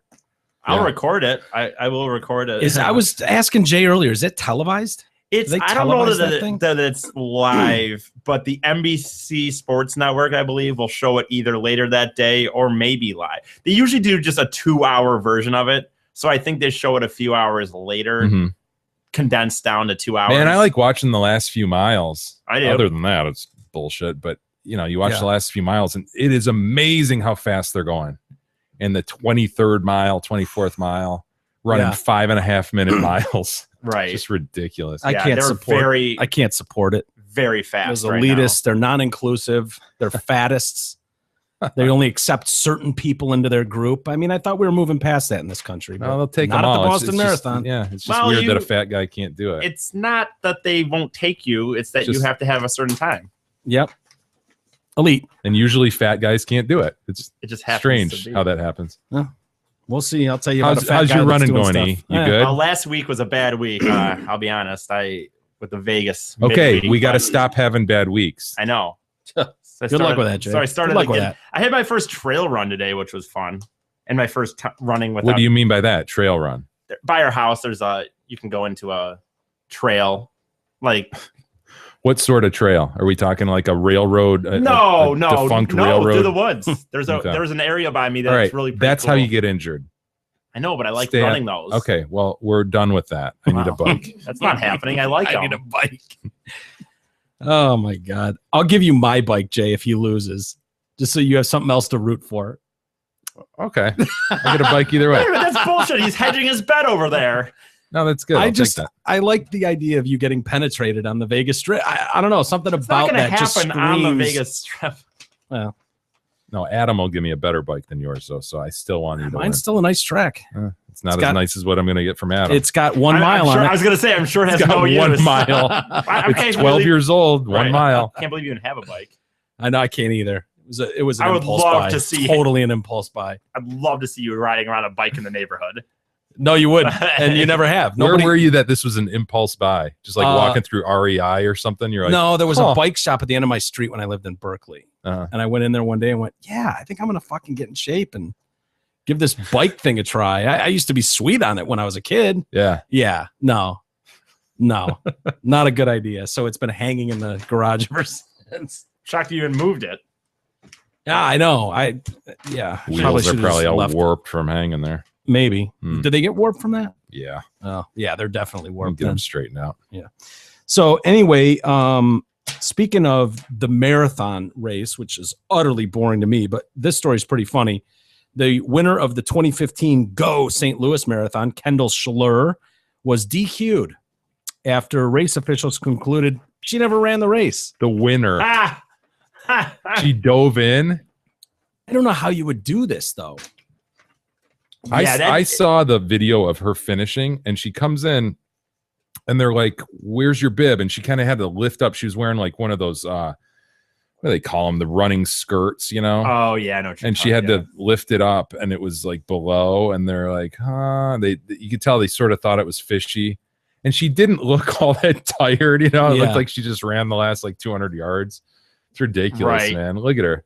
You could get a marathon. I mean, they wouldn't be fooled for very long. It would literally be a few. But I'm saying, Well, they started looking for pictures around the Right. around the track, and they couldn't find any. Well, And I'm the year saying, but- before, there were questionable circumstances too. She came in third, Yeah. and they're like, we don't see this chick on the track anywhere. And so they've challenged her. They've said, if you can come up with pictures of you anywhere on the course, Well, wait a minute. She's like, that's not my job to do. I was busy running. Whoa. they DQ'd her. Don't they chip these? They don't chip That's the them? thing. She said she took off her chip for some reason. There's no reason you would Right. ever take. It's right on your. I mean, they put it. You. It's a little thing that goes on your shoelace. You would never take I it know. off. She had some bullshit reason, but it was a Boston qualifier. So for a moment, she was qualified. Okay. Well, yeah. Especially winning a match. I hope so. She won it. Yeah. Well, this means that this girl, Andrea Carl, has now been declared the rightful winner. But she's been cheated out of the victory about, having the hug Totally. at the end and everything. Well, it's Feel this bad for her. Kendall I do. Schler, they said she took race officials by surprise when she crossed the finish line at 2:50:30. She wasn't wearing her bib in the proper place, as Jay mentioned. She also wasn't being escorted by lead bikes. Ooh, who won the race then? 250 Right. for a It's girl. not For a girl. I know. Is that slow? Yeah. Yeah. You know what those Be things. more You 230. can look. You look at some. I You couldn't. guys do are such snobs. I couldn't. I'm not saying I'm just telling you what a woman runs in 225. I couldn't for a winning. Right. For a winner. I will say this. I couldn't do it now, but when I was back when I ran the other ones at 25, there was a point in my thing where I thought if I looked for that right marathon somewhere, that kind of small town marathon, that I think you could get a win. And if you go to this, like St. Louis, I This know is sounds the kind pretty of guy big, we're talking about. but- Okay, Adam? We're talking about a kid who looked at this and said, I could win a marathon. That's why Big E is going to be successful on the Vegas Strip. He is a winner. He's disciplined. He's got it. He's got it. There's a big difference between saying I want to win a marathon and actually going Dude, to actually. My point of that whole story was that you could. So sometimes when you look at these times that I'd like to know what the winning time was, because she couldn't have been, she was 250 and then Probably a few minutes ahead. Right. But here she is in a group. So yeah, But how would you jump in and not have look at her everybody bib. Her notice that? bib's not there, and why wouldn't she show her bib? Right, and then she probably ducks out at some point and then jumps. She like takes a shortcut. Yeah, runs across a field and jumps in on the other side. What is that? Is that some mental disorder? Yes, it's got to be, right? I mean, if you're not cheating, you're not trying, right? Is that kind of the philosophy with her? It's got to be a big mental thing. Who would want that? It's like, dude, it's like an accomplishment that, and especially that she's done it now twice. Yeah. That's the thing. It's not that once would be any better necessarily, but she clearly has an issue. Yeah. Well, she was still declared the winner pending validation. She flashed a smile for her picture with Jackie Joyner Kersey and disappeared without a trace. 4 minutes later, Carl, with bicycles in tow, crossed the line with little fanfare and no picture with the Olympic gold medalist. You know what? I don't understand. Took officials 20 minutes to figure it out. Okay, 20 minutes, but pending, dude, you sign up for a thing. Take a name down. Walkie-talkie to somebody on the thing, and unless she did register, maybe what she does is she does register to marathon, so she gets a bib. Yeah, she would have to, and then she must start it and then jump out, and she must shortcut somehow, jump in a car or something, and drive to the end. So is this who really won in the end? So Carl won it with a 2:54. 2:54. Yeah, it's not a very good. It's not great. Sounds good to me. What marathon was this again? St. Louis. Man, this is the app. I wonder what the guys. Can you see who won the guys? Guys are probably in the 220s here or what? 236. Oh yeah, it's not a big marathon. There's is that not good? They're not bringing in elite runners for this thing. Yeah, they got a bunch of Americans. Look at them. Yeah, that's what would be a good elite time? 210. Yeah, even 212. right. Really? Maybe the thing is, that's for St. Louis. I think they'd bring a lot of these. What they try to do is they want to try to bring in some elite marathons, like Thoners, to make it a little more legit of a big race. So when you have people winning at 2:36, it just shows that it's not a very big marathon.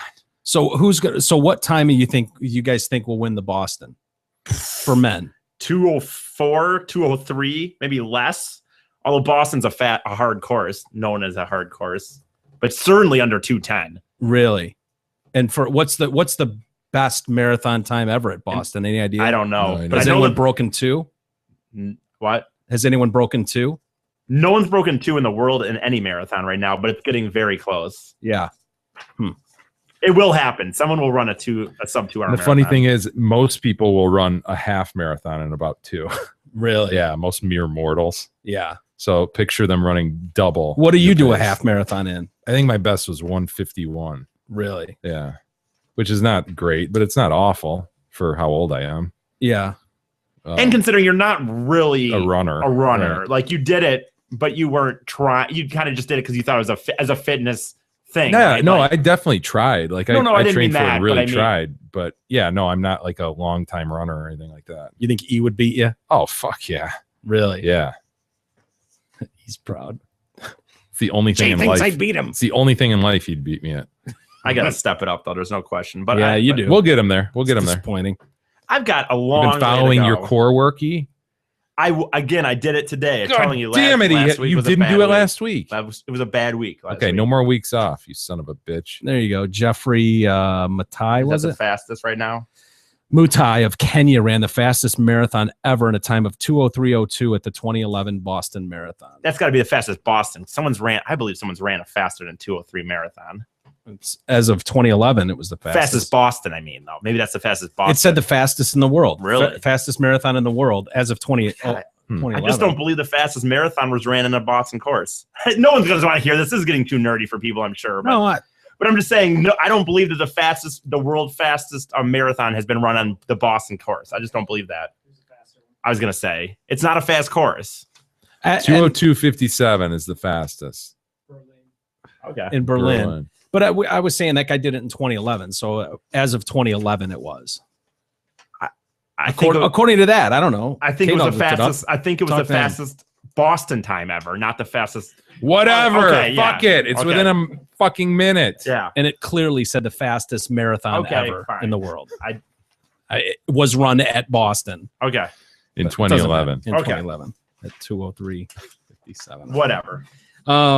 I heard your little jab about fat people not being able to run. Well, it just you know, it you're seems fattest. I know. Dude, I get it. just like when you no, whoa, here, whoa. let me go back on that. Hold on. You will be amazed if you were to run one of these or go watch one of these. There is every shape, size, color, creed. They can finish America. Yes, totally. There are a lot of different body types out there. Yeah. And I've been passed by many different body types. Really? So you're saying by I got a chicks shot? that are like with this weird stride, and I'm like, no effing way is that person gonna pass me. And then you're like, all right, fuck it, I'll get the next one. It's amazing. Some people are just runners, man. Yeah. And it's funny for you to sit there and go, oh, fat, outrageous, fattest.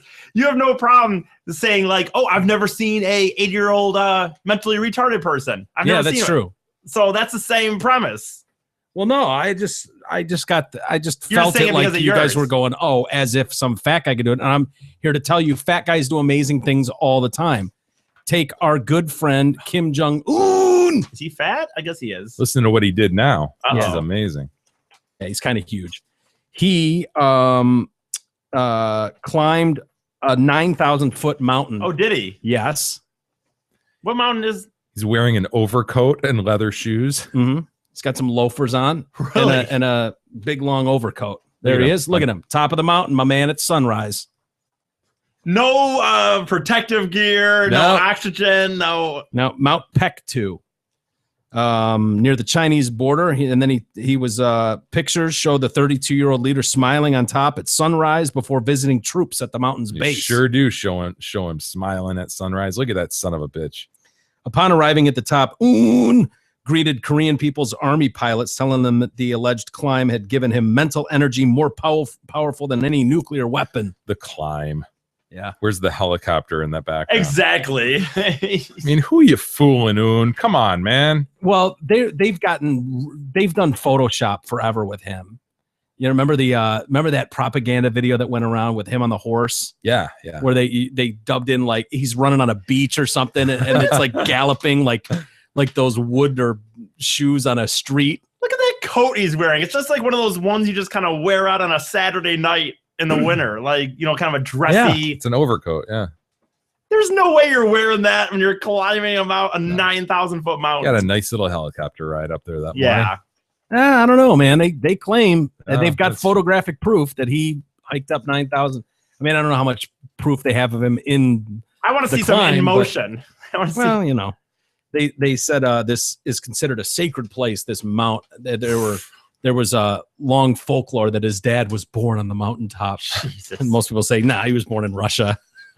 Born on the mountaintop. Yeah. As if his pregnant mother, or I guess, what would that? She could have taken a helicopter up there too. Well, yeah, that's true. State-run news, I know how that goes, reported that the young ruler scaled Mount Paekto on Saturday morning, along with some fighter pilots, as well as a top army and party officials. Can you imagine? Look at that. God, just sitting there, people reading the newspaper and everything about, your leader is just unreal. They're printing it.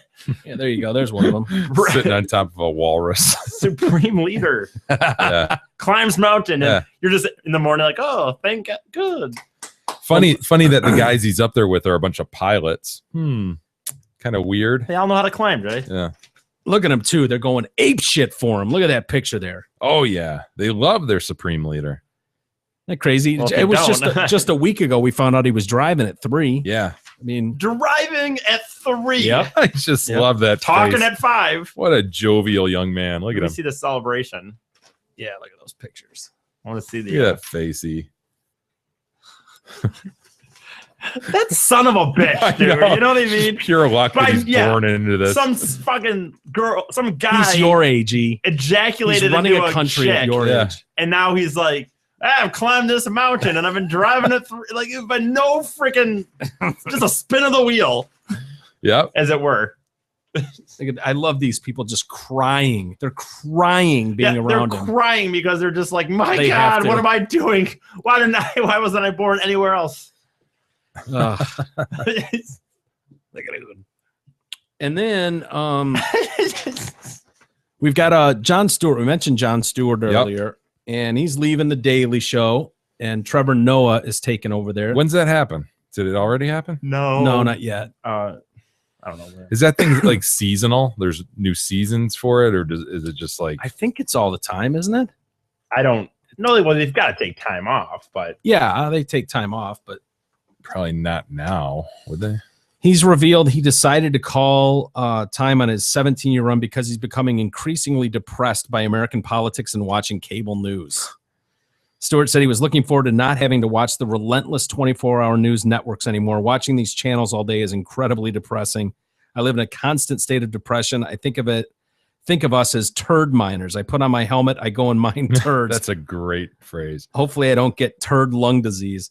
These things are cyclical. You have moments of dissatisfaction and then you come out of it and it's okay, but the cycles become longer and more entrenched. And that's when you realize, okay, I'm on the backside of it now. Even the upcoming 2016 presidential election, they say, wasn't enough to change and reignite his passion. I'd covered the election 4 times. It didn't appear that there was going to be anything wildly different about this one. I was just thinking, are there more ways to skin this cat? And beyond that, it would be nice to go home with my little elves who get home from school and be with them occasionally.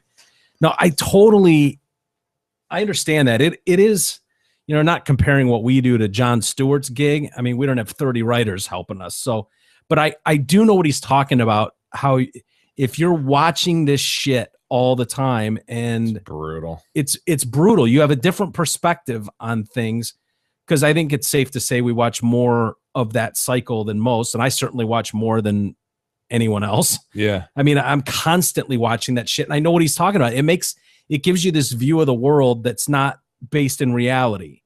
You start to see a lot of patterns, like you kind of, and you get on them all the time. The PC thing one is an obvious, but you see it over and over and over in just different ways. Yeah. Different stories showing it, all these stupid apologies that are coming out, all the racist crap that's veiled or not veiled. And you just see these patterns over and over, which get tiring. And you're not able, like, before I started doing this with you, I just kind of turn off my brain to certain things for many months. Yeah. Like I'd be like, all right, I hate that story, done with it. And I just ignore ISIS or whatever it is and just not read a fucking thing about it, not know anything about it.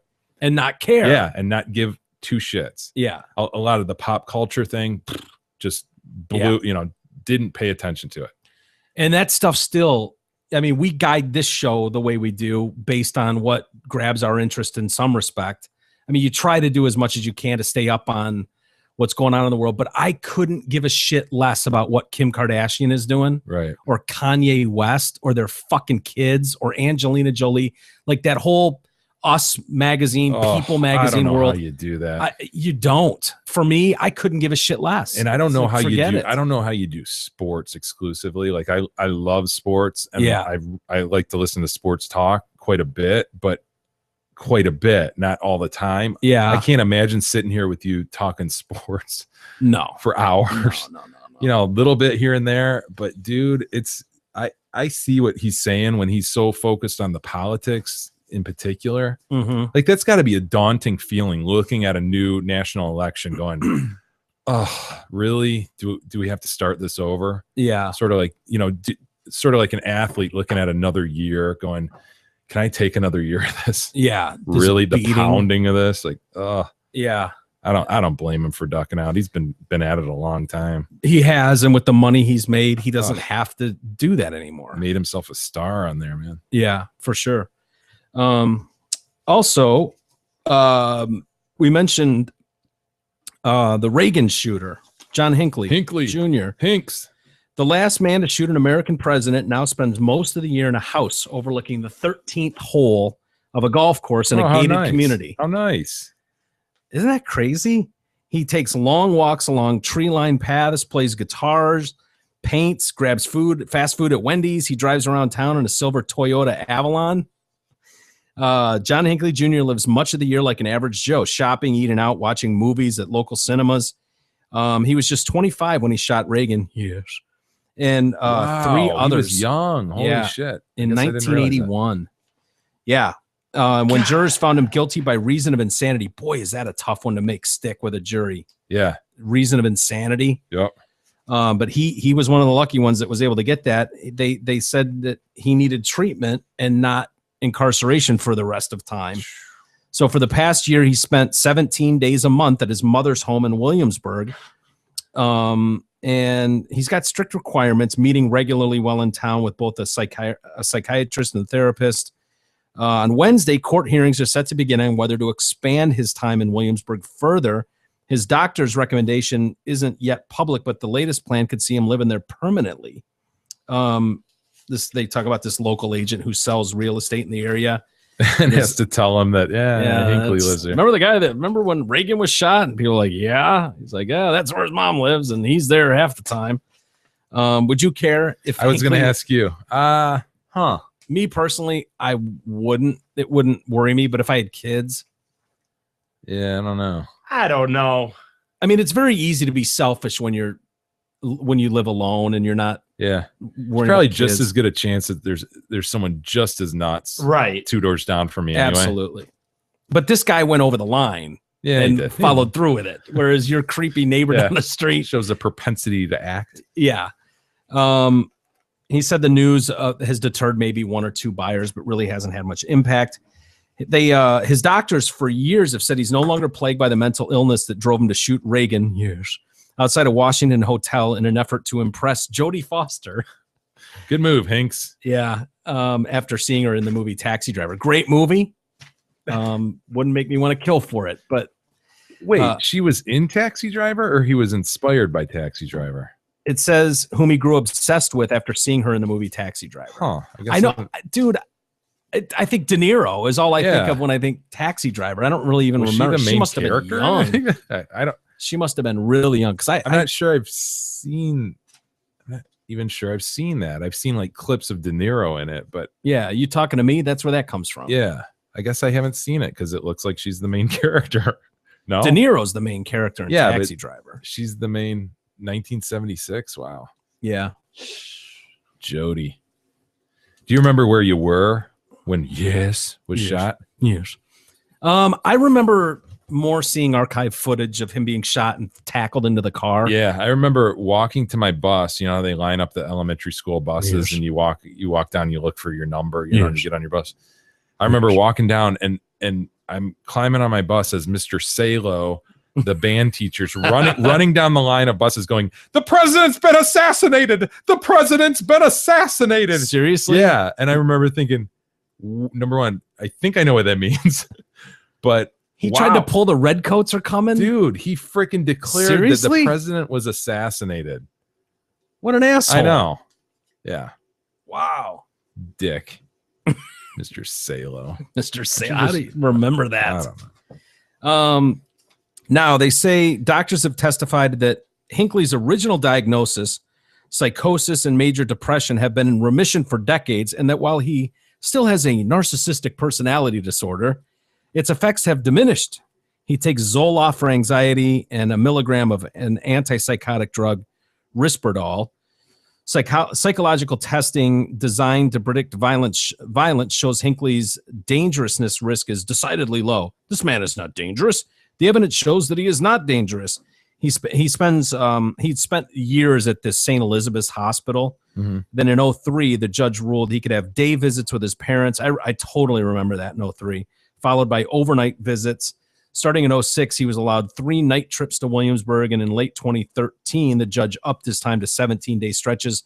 So these new hearings are going to be to decide if he should go to 24-day stretches or just full time and just basically move in with his mom. Prosecutors have consistently opposed Hinckley's release, arguing he has a history of deceptive behavior. They pointed to a 1987 journal entry in which he claimed his psychiatrist would, quote, never know the true John Hinckley. Psychiatry is a guessing game, and I do my best to keep the fools guessing about me. That entry alone, and the fact that you shot, yes. Like, this is one of those bright lines. If you shot a gun at a president, I think we're done with you. It's just kind of like. Surprised the jury didn't think the same thing. Must have been a bunch of Democrats or something. Prosecutors have also said Hinckley's relationships with women remain troubling. They took issue with some of the romantic relationships he formed with a few patients at St. Elizabeth's. He also once feigned a It fucking pisses me off, dude. I'm telling you. Even John Hinckley at 60 is getting more ass than more Congress. Fuck. In a psych ward. He once faked a toothache to try to see a female dentist and looked up pictures of her on the internet. Also, more recently, they cited in July 2011, he was supposed to go see a movie in Williamsburg and instead went to a nearby Barnes & Noble. The Secret Service agents will sporadically tail Hinckley, not all the time, but sometimes just like make sure, keep an eye on him while he's in town. They reported that he observed looking at the shelves that contained several books about Reagan and the attempted assassination. So he's saying, oh, yeah, I'm going to the movies, going to see the new Batman. And then he sneaks in there and, hey, Barnes & Noble, Reagan. Freak. Dude. He's like 60 now, is that right? Yeah. Okay. Yep. He then lied when he returned to St. Elizabeth, suggesting he'd seen Captain America. A few months later, he claimed he saw Rise of the Planet of the Apes. Instead, he went to Quiznos and then back to the bookstore. Yeah, that's enough, because that clearly shows that he still loves that he did it, or gets some fascination with the fact of checking himself out. Well, and he just can't be truthful about a simple rule like this, right? Yeah, you would think when all these people are going out of their way to find ways for you to kind of get back and integrate into society. Be squeaky clean, right? Yeah, to get that sort of privilege, like we talked about with Darren Sharper, right? Like trying to fit into the rules and regulations, and there's no way Sharper's going to be able to do that. Hinckley sounds very easy. Yeah, this is doable. Yeah. Going to a movie, you say you're going there, and go to a movie. Go to a movie. Don't peel off and go to the bookstore and look up the Reagan section and look for the assassination of Reagan books. It seems like a no-brainer. He's got they talk about his room. He's got a king-size bed and TV. He's got it decorated with paintings he has done of houses and cats.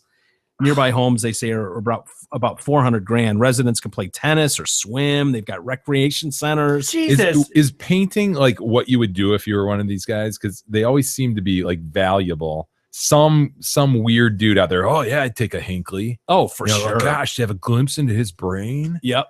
Guy shot a president for Christ's and it can sakes. just be the most mundane shit. Like, oh yeah, this is this is a cat, or this is a balloon, a hot air balloon. Yeah. That's a Hinckley. Dude. Gacy did Oh that. yeah, Gacy's were. Ugh. Yeah, with balloons and clowns and stuff.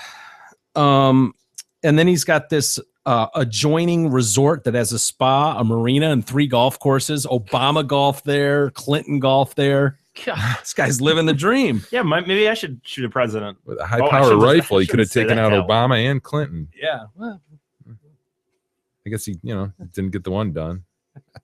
Failure. Careful.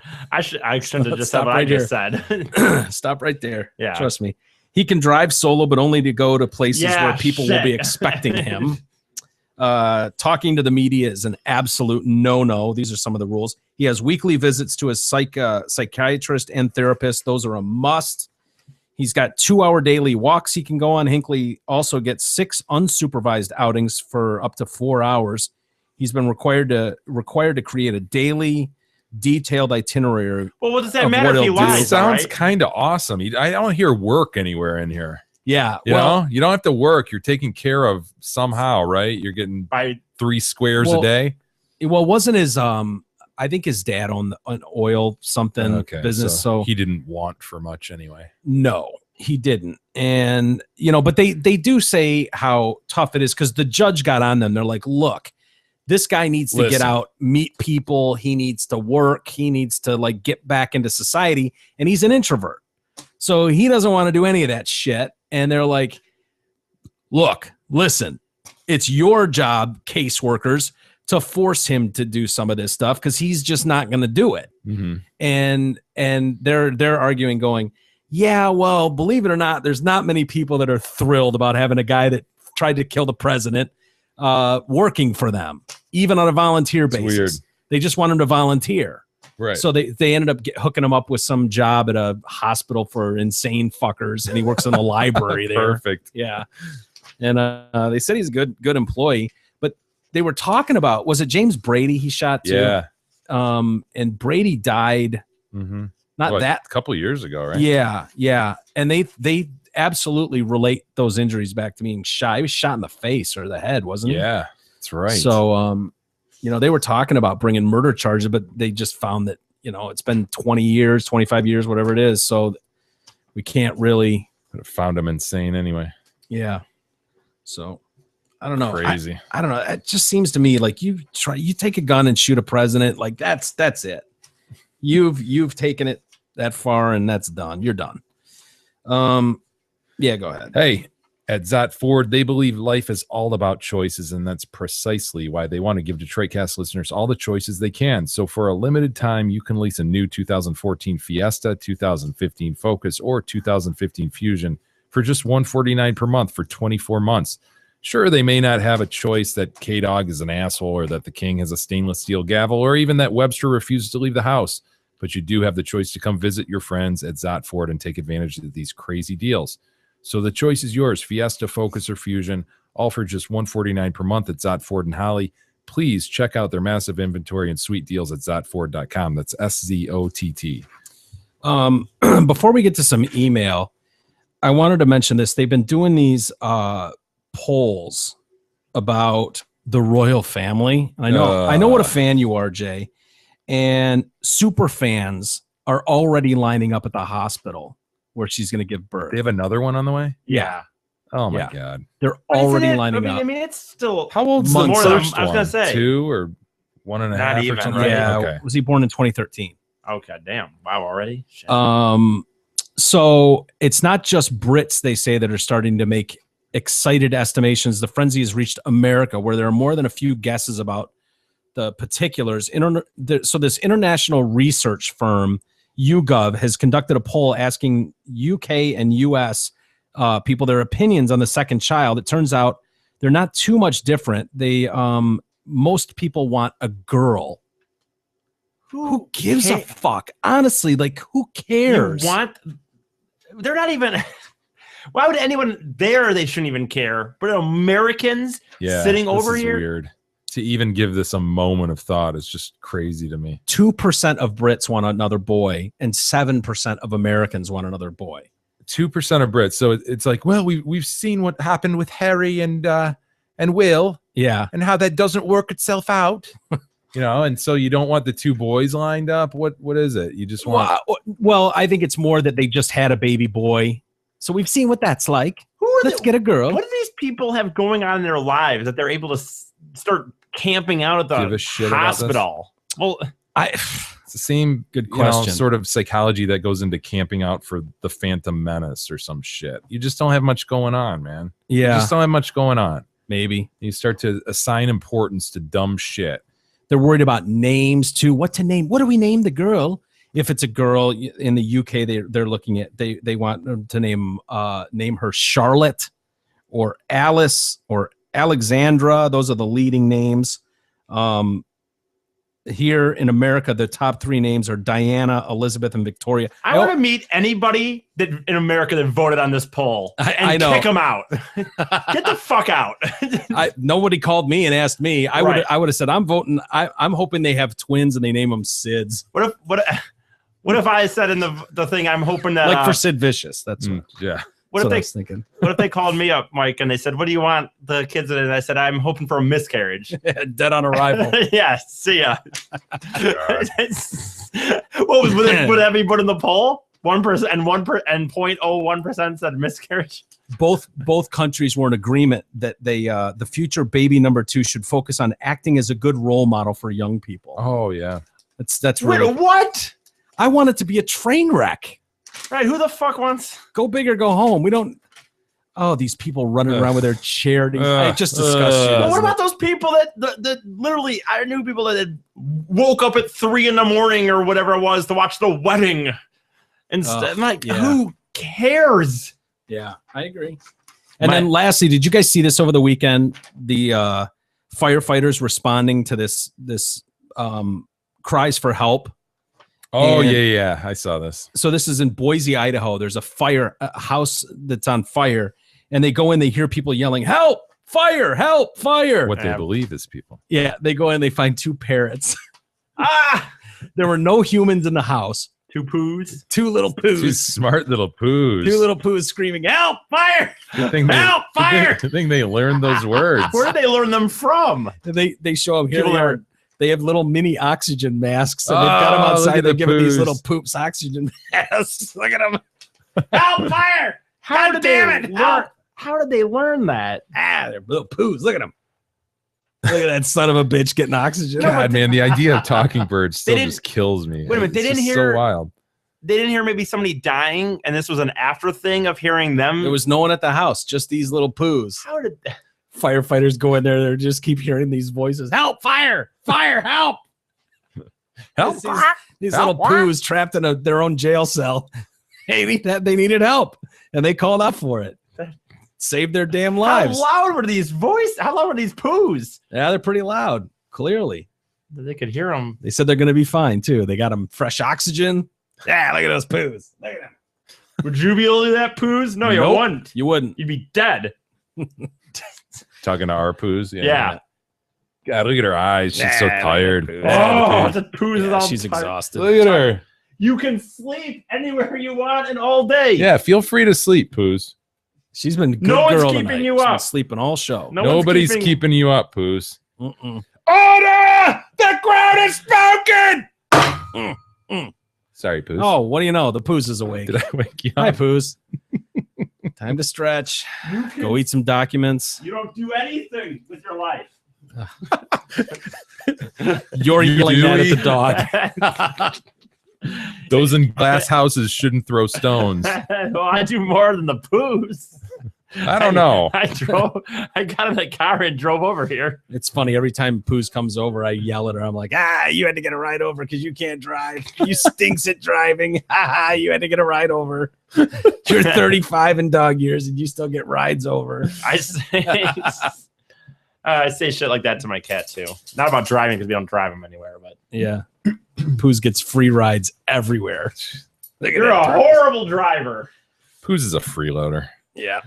What do we got for It's- email, Jay? Oh yeah, go We have some email. Cheryl writes in about AA sponsor. Remember we talked about that fucked up naked twister Oh, story. yeah. The woman, like, I don't know, 40-year-old woman who's banging her daughter's boyfriend and Greatest story of the week. masturbating in front of the whole party. Yeah, and it was shit. awesome. I wish I had that story in my arsenal. The way she got the way Sorry, she got guys. outed was she told her AA sponsor, right? And Yep. then the AA sponsor went to Child Protective Services and got her in a bunch of trouble.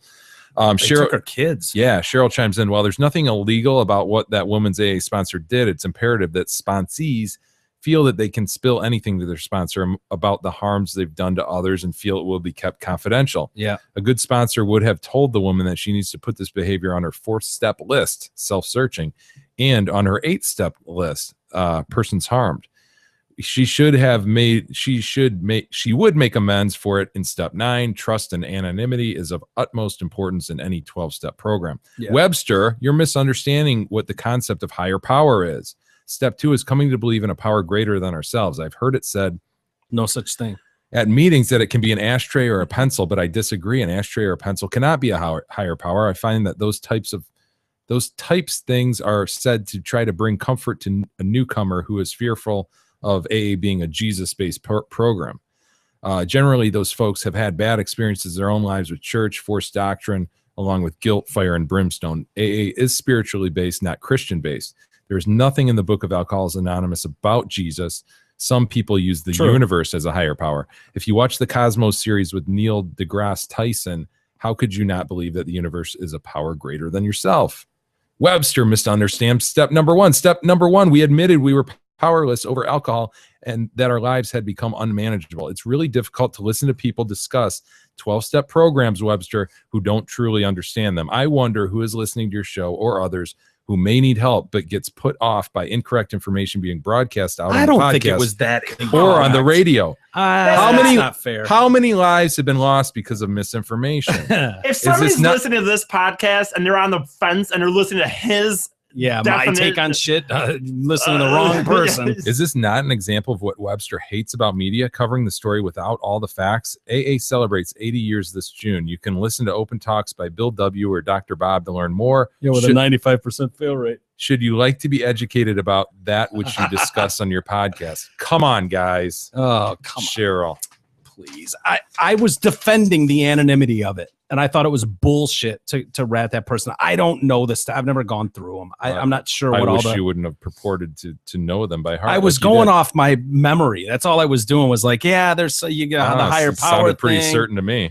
No, it didn't. No, I didn't. Oh, I remember him saying pencil, ashtray. I remember that. Yes, distinctly. And she's heard that too because people have said that. Your higher power, people say that. She pointed out it's wrong. You should know that. It's not wrong. Hey, before you just start purporting No. What I was saying, you ass, was that your higher power, there's a lot of people that don't believe in what most people think of a higher power. They think of the Lord. They think of God. I wasn't saying that it was necessarily about that. I was saying that AA people will tell you, hey, look, man, your higher power is whatever your higher power is. It could be the universe. It could be this fucking bell. It doesn't matter. Just something other than you is the goal of it. So, yeah, I wasn't saying that it has to be Jesus-based or anything like that. In fact, I was saying quite the opposite. You were saying quite the opposite. Yeah. But you were wrong when you said it could be a pencil or an ashtray. No, that's not what she said. It doesn't have to be the universe either, Cheryl. It can be a pencil. If I believe in the spaghetti monster, actually, it is what she said. E, would you like to read it again? Didn't she say that they sometimes offer those things, but it's as just a way to get people comfortable into it? So that she did say that they could. That's just what I've heard before. Well, whatever. I wasn't trying to shit on the organization. It sounded like you were. No, it didn't. Mike doesn't want to give people help. That's a deal. That's what I was about to say. It sounds like Mike doesn't believe in this sort of thing, and he doesn't want people to get really. Like you said, 90% fill rate. What is it? 90? Those aren't my stats. 90. I didn't make those up. From what I heard 95. But whatever. I didn't make that up. I didn't make that up. From what I see here, it showed up first 90 to 95, 1 in 15. No shit. Yeah. 1 in 15. 1 in 15 will but be they're successful. celebrating 80 years, so good for them. That's great. Wow. A lot of businesses that have a 95% fill rate. Yeah, most people realize they want to go through life kind of fucked up. And so there's a lot of failing and there's a lot of, whatever. It happens. It's better. Karen writes in. Karen writes in, hey, cult Fingers leader. crossed, right? Yeah. Cult leader, counselor, shit. and he who never ceases to shock me. I'll take cult leader. I got counselor. I had to take a few sick days this week, so I had some time on my hands, which means I went back and listened to past episodes. Listening to Jay order us not to search the bot fly reminds me of the mango worms. If you have never seen what they are, I absolutely order you not to search for them. Poor poos in Africa don't even know what hit them. Thanks for the laughs and interesting debates of current news issues. I drive 1.5 hours a day for work bullshit. Haven't listened to radio since your show started. One of your loyal neighbors with an OURS to the north. Ooh. Karen. Thanks, Karen. Appreciate that. Don't search it. Don't, you son of a bitch. I don't want to see it. Mango worms. On poos? Don't. Look at that poos. Don't. Look at that poos. No, you're not going to want to see that poos. No. Not in a second.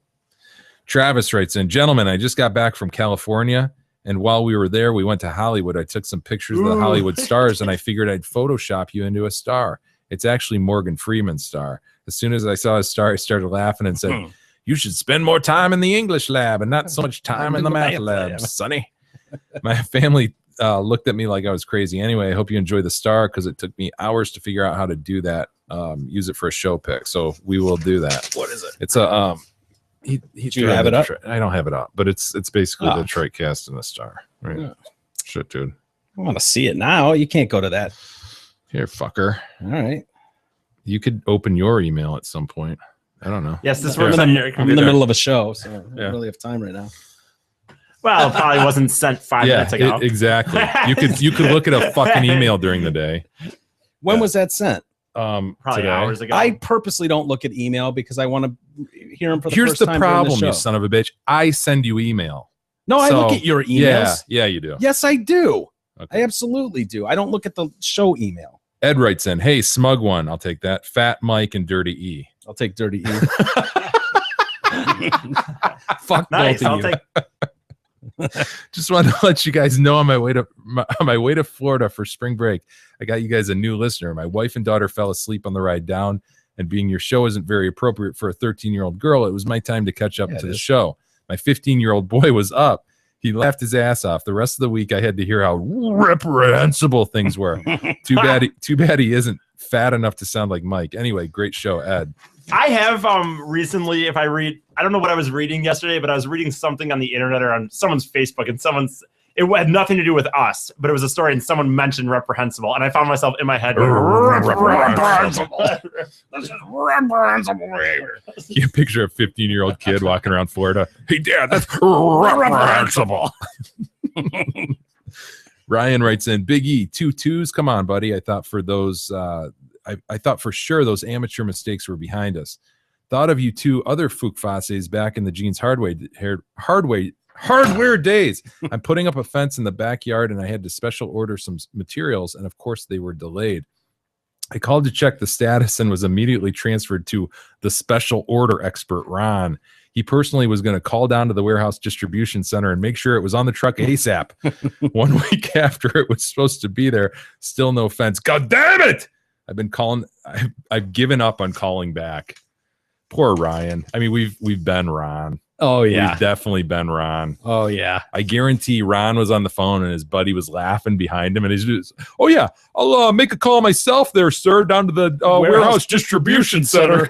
It makes it sound so much more professional. Yeah. Like it's really getting done. And then the other one whacked him in the balls or something. He got hit with an ice pellet. Yeah, salt pellets. Yeah, we feel for you, man. Knock on the door. Hey, knuckleheads! It's a tough industry. Find good help. The distribution center. Ooh. I'm a special order specialist.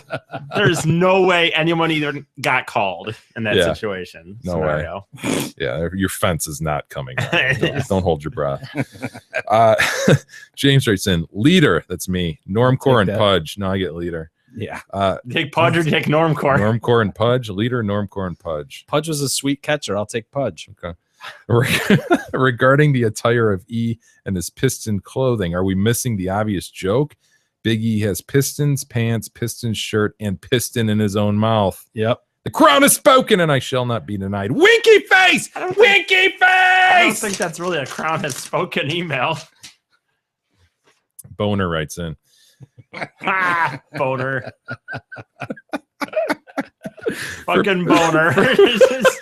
Fucking boner. Poor Boner. For public safety, we should be warned of when and where Officer Walters will be on duty. That is true. I would like to stay home that day. God forbid I get rolled for doing 5 over and get turned into Swiss cheese by Officer Walters. It wouldn't be fair to rob the world of a boner.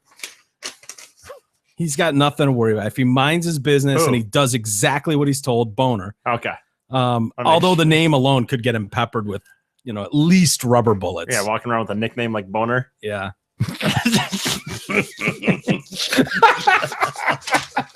You guys are dicks. Tom writes To Boner. Tom writes in Barrister. Boner. I get that. Cult leader and pud thumper. I'll take Barrister. I'll take cult leader. Yeah. What is a pud thumper? You. Oh, okay. I want to piggyback on Anthony's email from Friday's show where he wanted Big E to read various words and sentences. I have one simple sentence that I'd like to hear the stock muncher read. It's as follows, and it basically sums them up. Right there. It's green highlight, underlined. I am Sofa King. We taught it. Oh, fucking crazy. Write it again. I am so fucking retarded. I get it. Yeah. Retarded. Yeah. He gets it. Retarded. I can't believe that worked. Really? Homo says what, E? Homo says what? Fuck you. Save the rest for tomorrow. That was up there with Homo says what? No, it isn't. If you just read it to first. I'm so fucking retarded. Yes, that's up there with Homo says what. I didn't even think about it. I am Sofa King. We tied it. Yeah. I read it. I don't know how you couldn't see that one coming. E. Whatever. Yeah. Or whatever. What are you gonna do? Boys will be boys, right? Yeah. Save the rest for tomorrow, dude. All right. Well, thanks everybody for hanging with us on a Monday. We really appreciate it. Hope you enjoyed the show. We'll see you guys tomorrow for an all-new Tuesday edition of the Detroit Cast.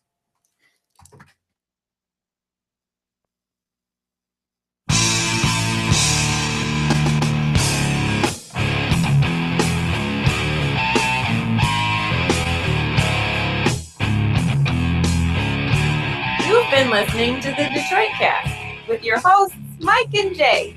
From all of us at Radio for One Studios, thank you for listening. And as always, thank you, Detroit.